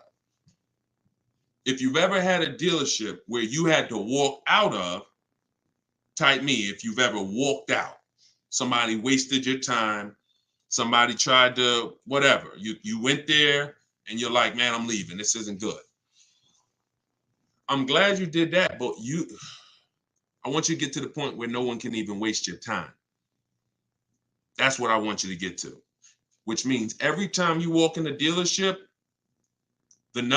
for a used car, the deal is made. You're just there to test drive it, verify everything you did online. We'll talk about this. And then you're taking the car or you're locking up that deal, not taking it because, you're locking up the deal. Now, with a new car, you are there to test drive only. I'm deciding what I want. And here's look, you got to be able to ignore this. Let this stuff go. Hey, can I talk to you? Hey, let me just show you these numbers. Hey, we got some real good deals this month. Hey, you know what? Have you seen the specials? Hey, we got a special price. Hey, we're taking off Hey, we're paying over $2,000 for people's trading. Hey, we're buying old leases back. All of this stuff, it got to just be, that junk got to go using what I teach, because that stuff works for other people. It probably has worked on you in the past.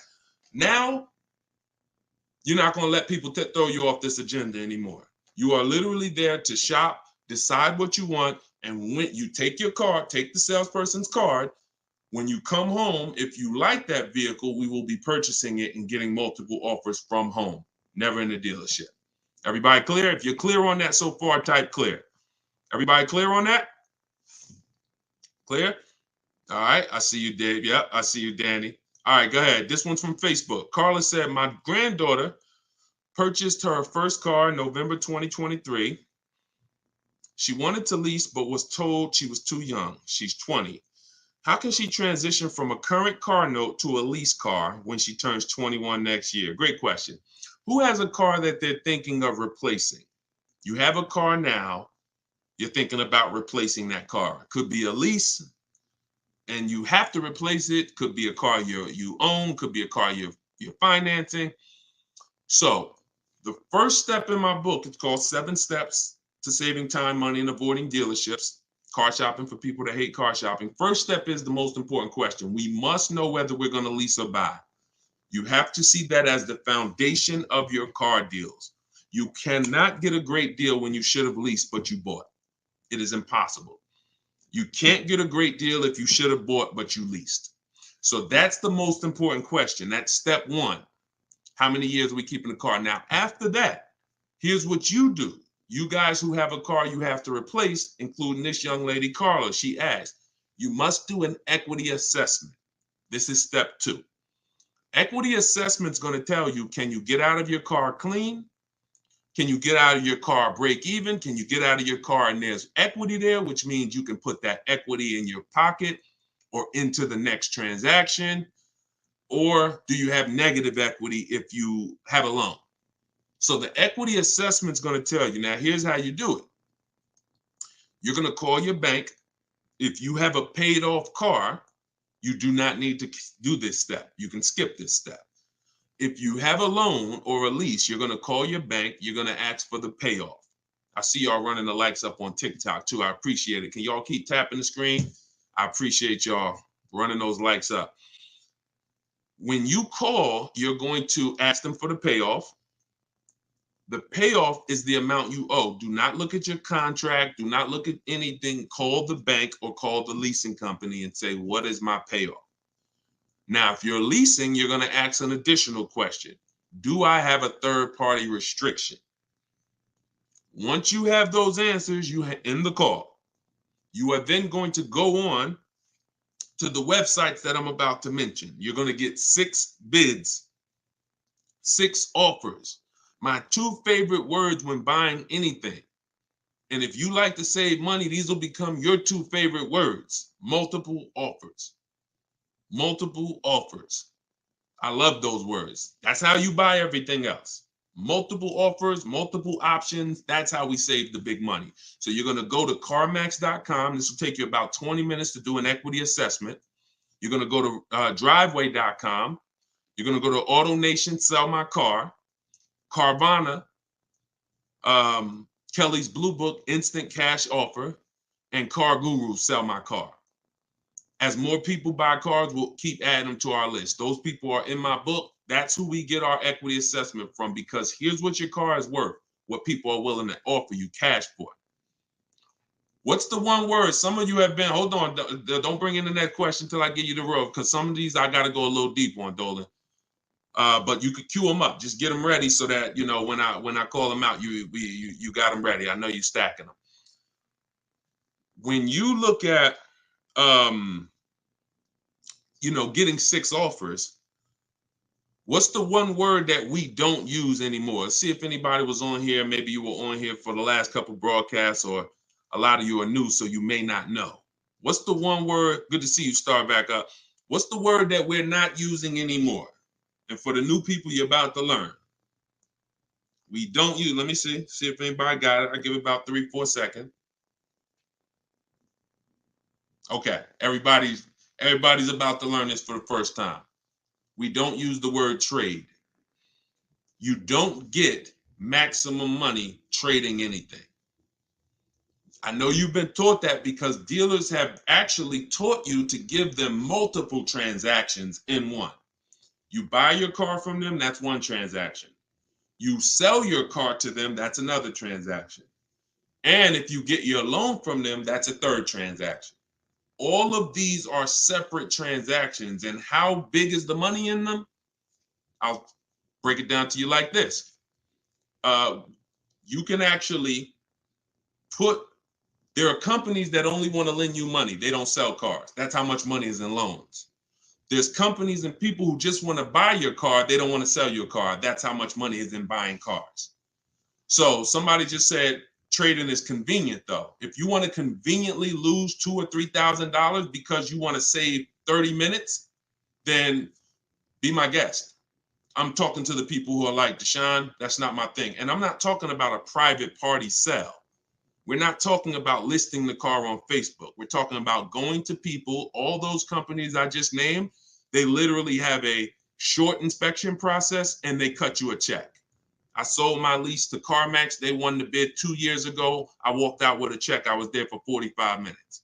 Then I brought my parents down because they won the bid for their Mazda.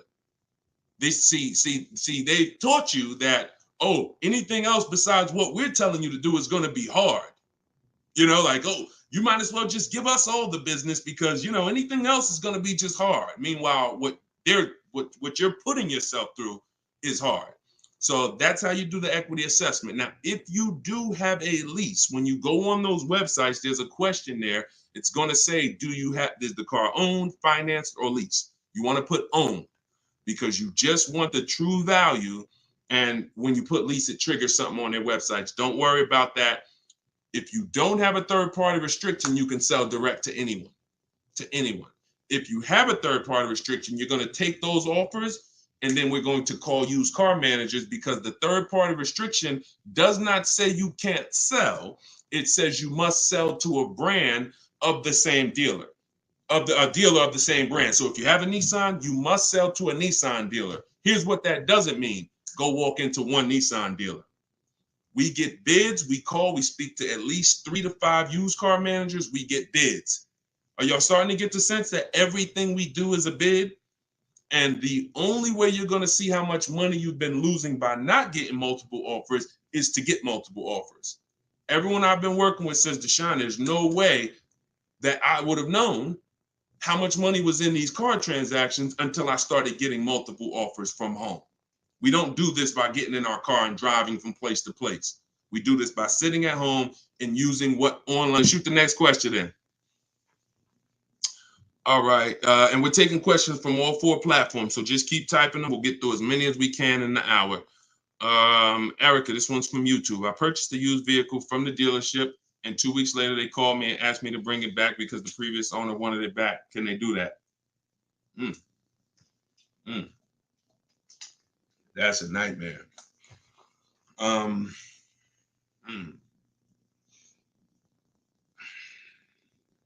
Y'all hear that question? Erica purchased a used vehicle. 2 weeks later, they called, asked to bring the car back because the previous owner wanted it back. So it's less about your transaction, and it's more about if the transaction with the original owner was legally closed. If they left the transaction open, now if I'm you, do you have your paperwork? You have all your loan? And here's the most important thing. Has the loan been funded? Is there a new loan attached to that vehicle under your name? Are they in the process of registering that vehicle under your name? Now, here's where you could be dealing with the crap that the 80% of dealers who are scumbags. This is what they do sometimes. They'll take a car from a customer. They're waiting for the title. They technically don't have the legal right. They have the legal right to sell the car, but there's a loophole there probably because they haven't gotten the title from the owner. And if the owner comes in and says, you know what, I changed my mind, and the owner's holding the title. But what I would do if I'm you, somebody got to call me. I want to look at your paperwork. If you have a loan, Erica, whatever bank you're going through, I would call them, and I would call if the bank knows you and they've established an account number for you, and they're like, yes, Miss Maxwell, we know you, then I'm holding on to the car until somebody comes and pries it from my hands because I have a legal right to this car. There's a loan under my name. You have my money. You have started this process. If none of that's in place, then, and it sounds like, it sounds like you dealt with a scumbag dealership, but that's what I would do. I'm not just giving up the car because you said, oh, the owner wants it back. The old owner wants it. That's not my problem. You made a deal with me. I have paperwork that is binding, and you work that out with the owner. Because that happens sometimes. Dealers do some crappy stuff, or dealers don't cross their T's, dot their I's, and then and then the owner comes in, the original owner who traded the car. That ain't got nothing to do with who you sold that car to. That car is on the road, and there's a loan attached to it, or there's been cash paid for it. Now I'm holding on to this car until you legally show me that I need to release this car, and I might call a lawyer and see, can I get some damages out of this? Like, this is just, God, the 80%, we got to put them out of business. And the only way you get these wolves out of business, y'all, is you got to starve them. I'm telling you, the more people that shop online, when you learn how to shop online the right way, people like this won't be able to exist. But because most people are still going in the old way shopping, giving them a chance to do this, keep me posted, Erica. It sounds like it's a terrible situation, but please keep me posted on that. Go ahead, shoot the next one in, Dolan. This one's from TikTok. What's the best practice for buying a car after bankruptcy? If the bankruptcy's been discharged, start rebuilding your credit. I've seen people who went through a bankruptcy. Once it was discharged, they started building credit immediately, and they were up to a 700 score in a year. So, it's the key is not to come out of bankruptcy and start buying stuff. The key is come out of bankruptcy and start rebuilding your credit, because if you can do it relatively quickly. Everyone should be following Shonda Martin. Some of you may know her. She's all over all these platforms. She does what I do, but she does it for credit. She'll do lives. The girl is brilliant, and I tell everybody about her. But that's the whole thing. You should be rebuilding your credit. You can do it quick. Get yourself up to a high 600-700 score, and then go and get a car. That's what I do. Go ahead, Dolan. Shoot the next one in. It's another one from TikTok. How do you feel about buying a car with a credit card? I don't. Credit cards are 20-something% interest. I don't carry a balance on my credit cards. Shonda doesn't recommend carrying a balance on her credit cards because the interest is exorbitant, and we would never buy a car with a credit card under any circumstances. Instagram. How do I keep my credit score from taking a hit each time I shop for a vehicle? Okay, good question. Let's go into detail on something I call the bank bidding war. Okay, this is something that I'm sure, unless you guys have been on here before, you've probably never heard. So you heard me say everything is a bid, right? So the same way we make dealers bid for who wins our business, who's going to sell us a car, same way we make the companies bid on who's going to buy our car, that's the same way we make banks and credit unions bid. 1 point on an interest rate on a $30,000 loan could be $1,000. So we're looking, so we take interest, we take shopping for car loans as serious as we take getting bids for the new car. There's thousands of dollars in loans. Remember what I said about 15 minutes ago? There's people who just want to give you a loan. That should tell you there's a lot of money in loans. They don't sell cars. So if there's a lot of money in loans, you're going to see this isn't about relationships. You're either going to be a relationship person or a money person. If you want to be a relationship person, type R. That's going to cost you money in what I'm telling you. If you want to be a money person, if you want to save all the money that you should be saving, type M. That's going to come at an expense of relationships, because your bank is not your friend. They're in the business of making money. All right, I see you, Jennifer. I see, all right, a lot of people typing M's. Listen, if you used to go to dinner with your car salesman, invite them to the barbecues, that's going to change when you start getting bids. Unless he just wants to compete. If he's willing to compete, then it won't change. But going back to what Cindy's asking, how do I keep my credit score from taking a hit? So there's a way you do this bank bidding war. There's 3 rounds to it. 3 rounds to it. The first thing we're going to do is check to see, are there any special interest rates for the car we're shopping for? Because if the bank is offering you 0%, 0.99%, this will only come from the company that makes the car. This won't come from a bank or a credit union. When you see 0%, 0.99%, it's like a finance rebate. It's like they're incentivizing you to finance, giving you very cheap or free money to use.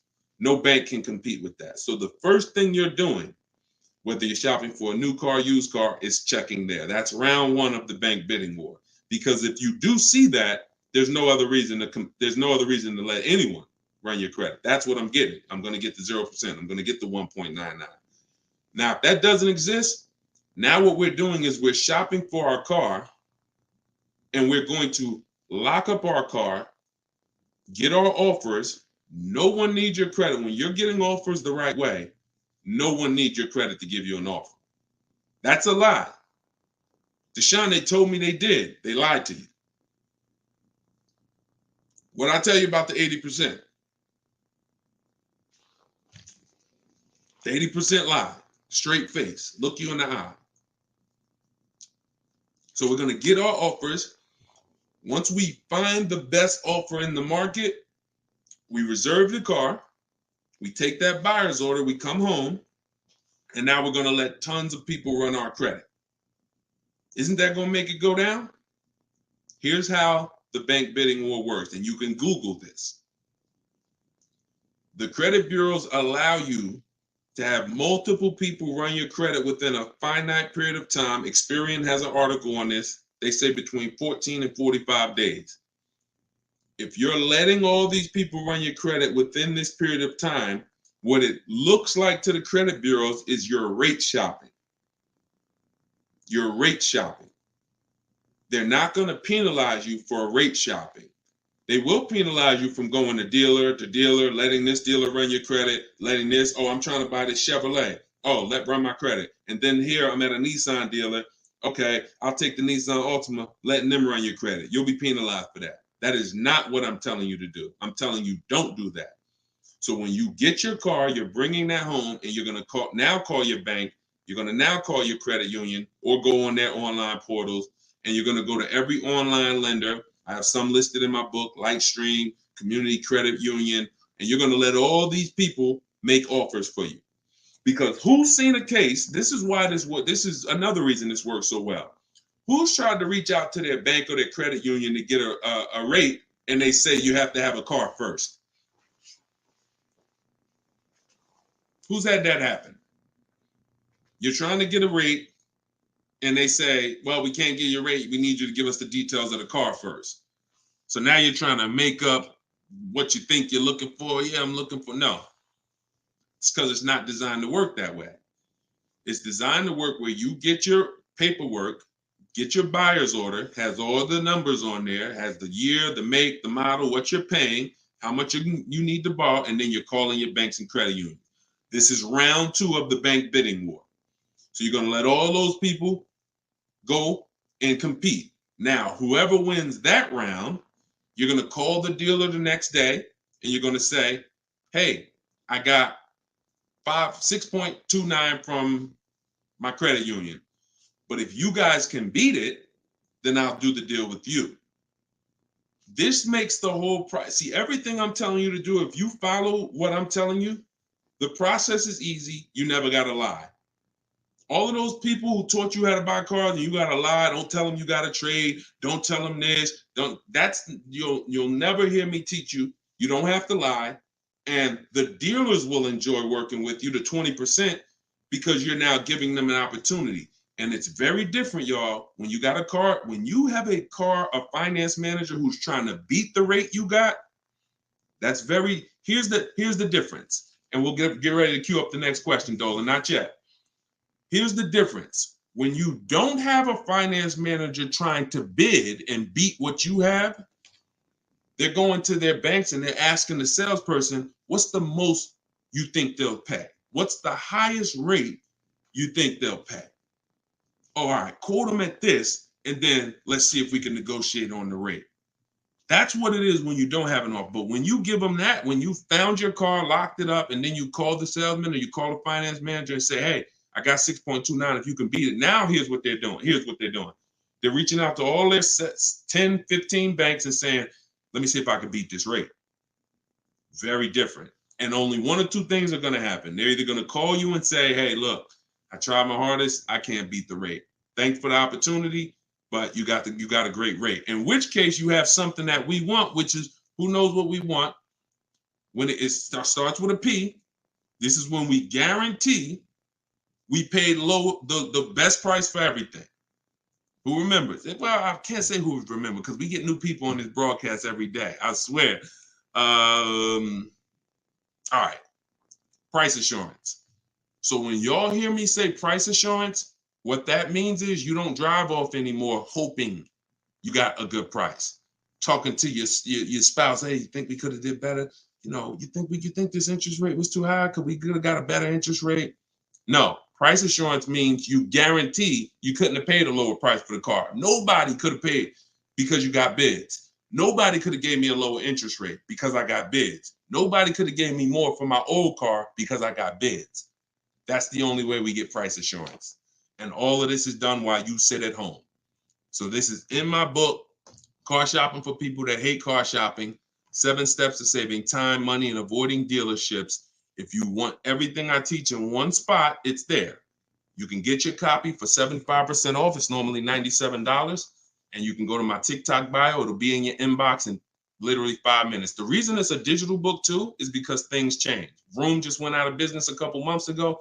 They used to be one of the people who competed for our business.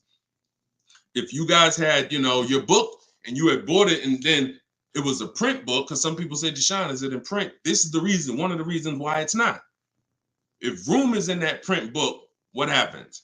Now I got to jump on live and say, hey guys, volume 2 of my book is out because things have changed. Get your volume 2. I don't want to do that. You get this one time, and then I update it when Vroom went out of business. I updated the master file. Everybody who opened their book, no matter what, it was relevant. And that's one of the biggest reasons why it's a digital book. So you can grab your copy for 75% off, but you got 30 minutes. Once the timer is 0, it goes back up to 97. In my Instagram bio, in my TikTok bio, or you guys can, I'll put the link right here for you guys on YouTube and Facebook. You can go to deshonsbook.com. Oh, wait, I put the wrong one. I put it in my bio here. All right, Dolan, you can queue up the next question. Keep typing your questions, y'all. We got some more time. We're going to try to get through as many as possible. And we're pulling them from all platforms. We're on Instagram, we're on TikTok, we're on Facebook, and we're on YouTube. So we're pulling questions from all platforms. This one's from TikTok. Can you use the equity in your lease towards the purchase of a used vehicle? Most certainly, Eddie, the equity is yours. Once you identify your equity and you know how you're going to get it, who you're selling to, you can either put that money in your bank account or you can use that as a portion of you can use that towards your next car deal. That's your money. Your money. Go ahead, next one. This is another one from TikTok. I need a bit of advice. My son totaled his car. It was a loan Honda. Should I lease or buy this time around? I'm looking into maybe lease an electric vehicle, but I never have leased a vehicle. Okay, it's a very good question. Should I lease or buy? Let me show you. Some of you, let me show you this. Let me ask a very important question. In my book, this is called Step One. Whenever you hear me say the most important question, this is what I mean. It's the first thing you do. When you want to buy a car, when you like, hey, I'm thinking about a car, this is the first question you ask yourself, and it's the most important question. How many years are you keeping the next car? Come on in, and everybody type your comments. Keep that question up, Dolan. Everyone who's car shopping and who will be soon, how many years are you keeping the next car? Lula, if you just jumped on, I don't come to dealerships because we shop online. So there's no way for me to come to a dealership with you. If you stick around, you'll learn how we shop. There's no reason for you to need somebody with you when you're in your house making car deals. Everybody answer. Everyone who shop, I want you to actually think about this. How many years are you keeping the next car? We're answering that question, Rob. Just tap into the broadcast and what I'm answering before you, because we're literally answering the question someone just asked, should you lease or buy? And the more you stay on the broadcast, because many of you are in the same situation, the more you're going to see someone's going to ask the same question as you. So just listen, and then, most times your question's going to be answered. All right. If it's electric, 3 years. Buying all cash. How many years are you keeping the next car? I got to just pay attention to the people that are listening. I'm sorry. All right. Hyla, I see 3 to 4. Vivian, I see 3 years. All right. 6 years. Okay. 3. Okay. 8 years. Okay. So the first question you're asking yourself, should I lease or buy? You're going to replace that question with how many years am I keeping the car? Now, if the answer is 8 or more, then you should buy. I'm going to tell you why. This has nothing to do with how you're paying for the car. A lot of you may get attached to, if I'm paying cash, does that change anything? If I'm getting, it doesn't, because the expense that you need to avoid that's losing you the most money is what I call the unseen expense. It's depreciation. So let me break this down for you very quickly. If you have a $35,000 car, you buy it today, what is that car worth a year from now? Even if you don't drive it, you got a $35,000 car outside in your driveway right now, brand new car. What is it worth a year from now? You didn't drive it 1 mile. Is it worth 35? Is it worth 35? No. Let's go deeper on depreciation, because now we're starting to see with that first question. I'm going to ask you some more. You have to see this is the unseen expense. You buy a car today for 35, you take it back to the dealer in 3 days. Is it worth 35? No. So what does that tell you? There's some expense there, whether you buy or lease. Many of you have been taught, I could just buy a car because I could drive as much as I want. Let's throw another one in there. You buy a car today for 35, you put 30,000 miles on it. Isn't it worth much less a year from now? So this is the unseen expense, and this is how it's working against you. You got to look at depreciation like this. See this curve? This is where you are the day you buy the car. This is what you pay for it. This is how it's dropping over 5-6 years. So now the beautiful thing is long-term owners who has a car outside that they've had for more than 8 years. Type me. Some of you might have been 10 years. Some of you might have been 20 years. this is what you have to see. If you're getting rid of your cars anywhere in this 6-7 year mark, you're losing money. It's no way. It's no way you can replace something you bought and it's dropping like this. But here's the beautiful thing. For those of you who are like, look, I had my car for 12 years. I had my car for 8 years. I had my car for 10 years, 16 years. This is where you're at. That's how your car is losing value. See, the car you have that you've had outside for 10 years, what it's worth today, a year from now, isn't it going to be worth about the same thing? Right? Talking to you long-term owners who keep your cars, you're winning. See, because you've reached the reward. You've reached the reward for buying. The reward for buying is to get to the stage where your car a year from now is going to be worth about the same of what it's worth now. Now, that's when you should be buying. If your goal isn't to get to that level, you should not be buying. You should be shopping for lease deals. Because there's only two ways to beat depreciation.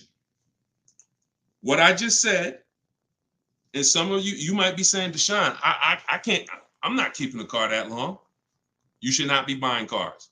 You're not getting to that level. You're not getting to the winning. The winning is that.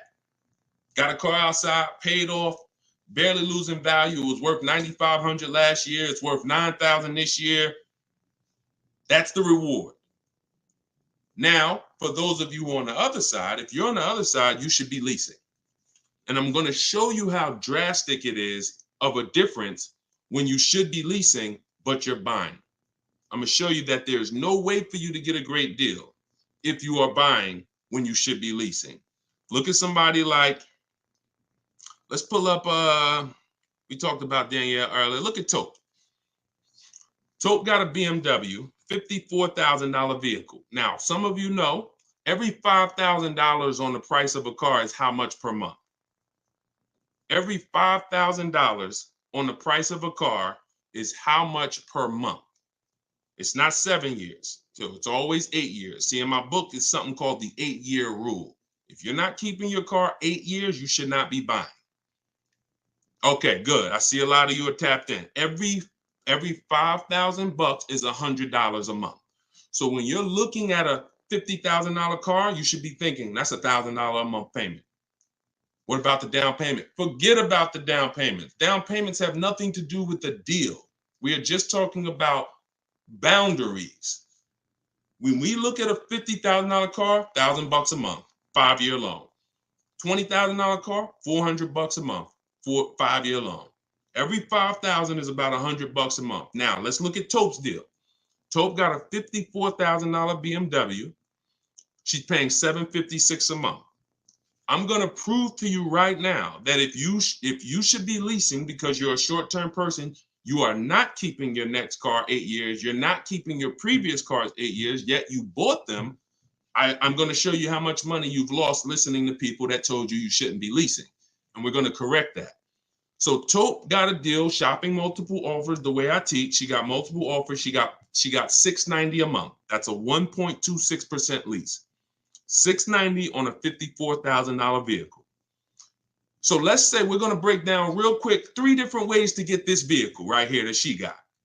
One is the way she got it, leasing, because she's a short-term person. Now let's say somebody says, Deshone, I'm going to buy that car. That person buys that car. Let's say they get an incredible price and they save $10,000 off a brand new BMW. Okay? I want to show you that even with extreme cases of big money, I could teach you how to get the best price on the car, but it's not going to change. If your deal is on the wrong foundation, you can't get a great deal. So let's say somebody walks in right after Tope. They look at her car, they see her driving off, and they're like, man, I want that same car. All right. And they end up saving 10 grand. So they buy it for $45,000. Taxes, fees, probably put them up around 48. Every $5,000 we said is $100 a month. $48,000, that's a $950 payment, y'all. 5-year loan. No money down, because Tope put no money down. So we're comparing putting no money into these deals. When you start putting no money into the deals and looking at them, you're going to clearly understand them. Sometimes people use down payment money to confuse you. $690 a month she's paying, they're driving off paying $950. No way. Now a third person comes in. Man, I see those two people just drove off. You got that car used though? Can I get a used one? I don't want to buy a new one. I don't want to get a new one. I know that's going to be expensive. What do you think a brand new vehicle that was $54,000 brand new? What's a good price of that vehicle used, y'all? What's a good price used?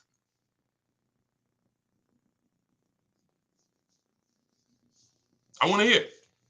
Somebody throw something out. 40? Okay. 40? I'm going to take the lowest number. This is how it's going to, I mean, it's not going to be 30. Okay. A $54,000 vehicle. You're not, let's take 21. Okay. No, all right. I can't, we gotta use like real answers. So you're not getting a $54,000 vehicle. Oh, maybe I should preface 3 years old, right? Let's say 35. Let's say 35, right? That's pretty conservative. 54,000 new. They find one for a great price. It's a used car. They get it for 35. Every $5,000, $100 a month. What's the car payment? 700. 700. So you have Tope, who's driving off in a brand new BMW, $690 a month. You got the person who bought thinking it saved $10,000, got an incredible discount, $950. And then you got the person who got a 3-year-old BMW. Warranty will be up next year. They're going to be on their own. They're paying $700. That's what I mean. I told you I was going to make it very clear for you that when you should be leasing, you cannot get a great deal. I don't care how much money you save off the car. I don't care if you buy a used one. When you should be shopping for great lease deals, you're not a long-term person. Now, here's where both of those people can beat Tope. Both of those people can keep their cars 8 years, long-term, pay the cars off. Now, we see them down the line, and now they're winning. And it's not that Tope is losing. It's just that they've all won now.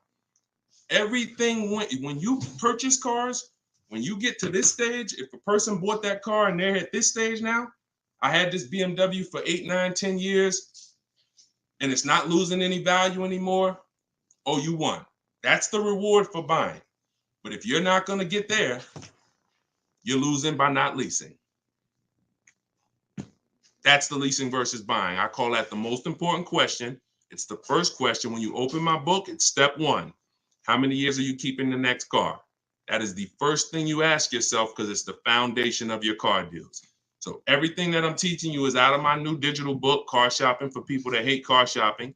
7 steps to saving time, money, and avoiding dealerships. Step 1 is the most important question. Step 7 is delivery. So by the time you get to step 7, you're either having your car delivered or you're picking it up. This is not a book you read and then you go take a test on it. This is an action guide that gets you closer and closer to your vehicle. And when you get to step 7, you're taking delivery. So you can get it for 75% off. Get your copy. Get your 75% off in my TikTok bio, in my Instagram bio. It'll be in your inbox in literally 5 minutes. If you're on YouTube or Facebook, you can scan the QR code or you can go to Deshone'sBook.com. All right. I love talking about this. Go ahead, Dolan. We probably got time for 2 more. Bring in 2 more, Dolan. Bring in the next one. And then we'll wrap. Yep. I drive too much to lease. See, hold on. Before you say that, you got to be very careful making statements. And I'm going to be honest with you, y'all. I will put what I teach and I put my people who learn from me against anybody shopping for cars. Because once you get this and once you get how to shop, you'll be able to do this in 60 minutes. You'll be able to get great car deals in 60 minutes.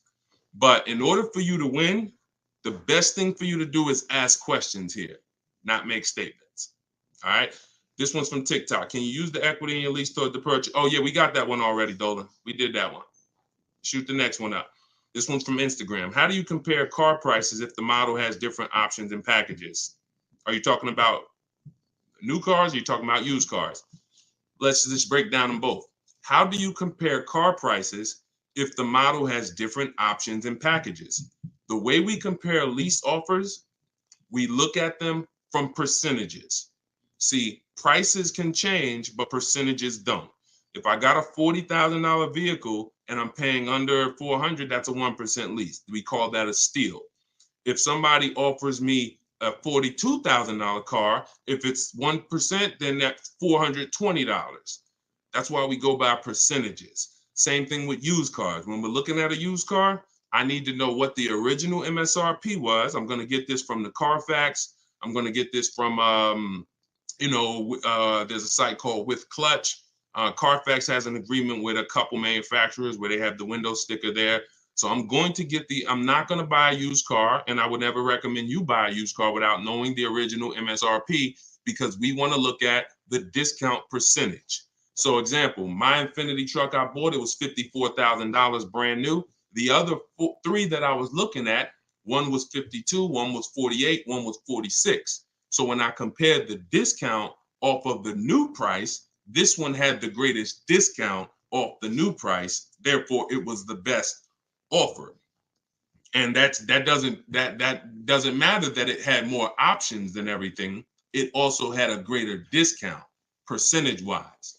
That's how we compare, no matter what prices are being thrown at us. When you learn to look at things percentage, and I have calculators in my book. I have ways that we make offers. I have calculators that I've invented, online calculators where we plug in all our offers and then it spits out the counter offers that we should be making. All of that is in there. Like there's more stuff in the book than I could ever describe on this one live stream. All right, go ahead. Cue up the last one. Pick a good one. TikTok. Listen to him. He got me a check for $4K for my lease car. I said pick a good one. You picked a good one. Listen, a lot of people, and I'm glad, congratulations on that. A lot of people didn't even know you could sell leases. If you didn't know you could sell a lease, type a question mark. Be honest. If we're honest here, this is how you're going to win. Because at some point, this person right here who just said I got $4K selling my lease, at some point, they didn't know you could sell a lease. But once they discovered it, they're like, okay, I'm going to tap in. I'm going to follow what he says. And that part of their transaction's 4,000 richer. Forget what they bought. Forget how much they got off the car. Just that part is 4K. So all of you who said I didn't know you could sell a lease, think of how much money you have left on the table returning leases to dealerships without doing an equity assessment. So we must do it. So I'm very big on getting this information out. Y'all can get it any way you want. You can go through all my social media videos. As you can see, those videos are made for different types of people. Some of you are high mileage drivers. Some of you are, going to be leasing. Some of you have negative equity. Some of you are going to be purchasing new. Some of you are going to be purchasing used. Some of you are going to be paying cash. So you can go through the social media videos and piece the ones together that's for you. You can also hop on these live streams, piece the information together for you, or you can go and grab your copy of my new book, Car Shopping for People That Hate Car Shopping, 7 Steps to Saving Time, Money, and Avoiding Dealerships, and you can just have the whole playbook. And the playbook is in there for everything. So if you're leasing now, it's in there. If you're going to be getting your spouse a car, it's in there. I can't tell you how much the book is going to make you. You'll tell me. Maybe 10, 15, 20 years, you'll tell me, this book, Deshone, this book has saved me $20,000. Because the more cars you get, the more your money you're going to save, even if you're going to get one. But I just want you to have the information, get it how you want it. You can get 75% off your copy as part of our book launch in my TikTok bio. Click that link, and then same thing in Instagram. Click that link and then click the button that says get 75% off my new book. But it's only for 30 minutes. After 30 minutes, price goes back up to $97. $24 is better than $97. So, and I'll put the link one more time for you guys on YouTube and Facebook. You can click this link here that says Deshone's book. I just posted it. Or you can scan the QR code. If you might be watching us on a television, you can just scan the QR code with your phone, grab your 75%. So this is what we do. Whenever you see me live, I'd encourage you to invite a friend, tell somebody. If you see a coworker and they're like, man, I got to buy a car soon, invite them to one of our streams, because we get very, very detailed about showing you all the money in your car deals and making sure you know what you're doing. Please, if you're not subscribed to us on YouTube, we got a lot of things coming to YouTube. We're going to be time stamping these questions in future episodes so that you can easily navigate through previous episodes and find your answers. So everything is Deshone the Auto Advisor. Make sure you subscribe to YouTube because we got a lot of stuff coming there. But other than that, have a great day. I'll see y'all in the next broadcast. Everyone who got the book, use it, win with it, and make sure you DM me or email me your success stories. I want to see your deals. Email me your deals, not just your cars. You're going to love it. Once you start making deals and you're confident with the money, you're going to be so excited about sharing the numbers, you might forget to tell me what car you got. You know, Deshone, look at this price I just got. Oh, by the way, it was on this car. You know, so that's what we want. All right. God bless y'all. I'll see you soon.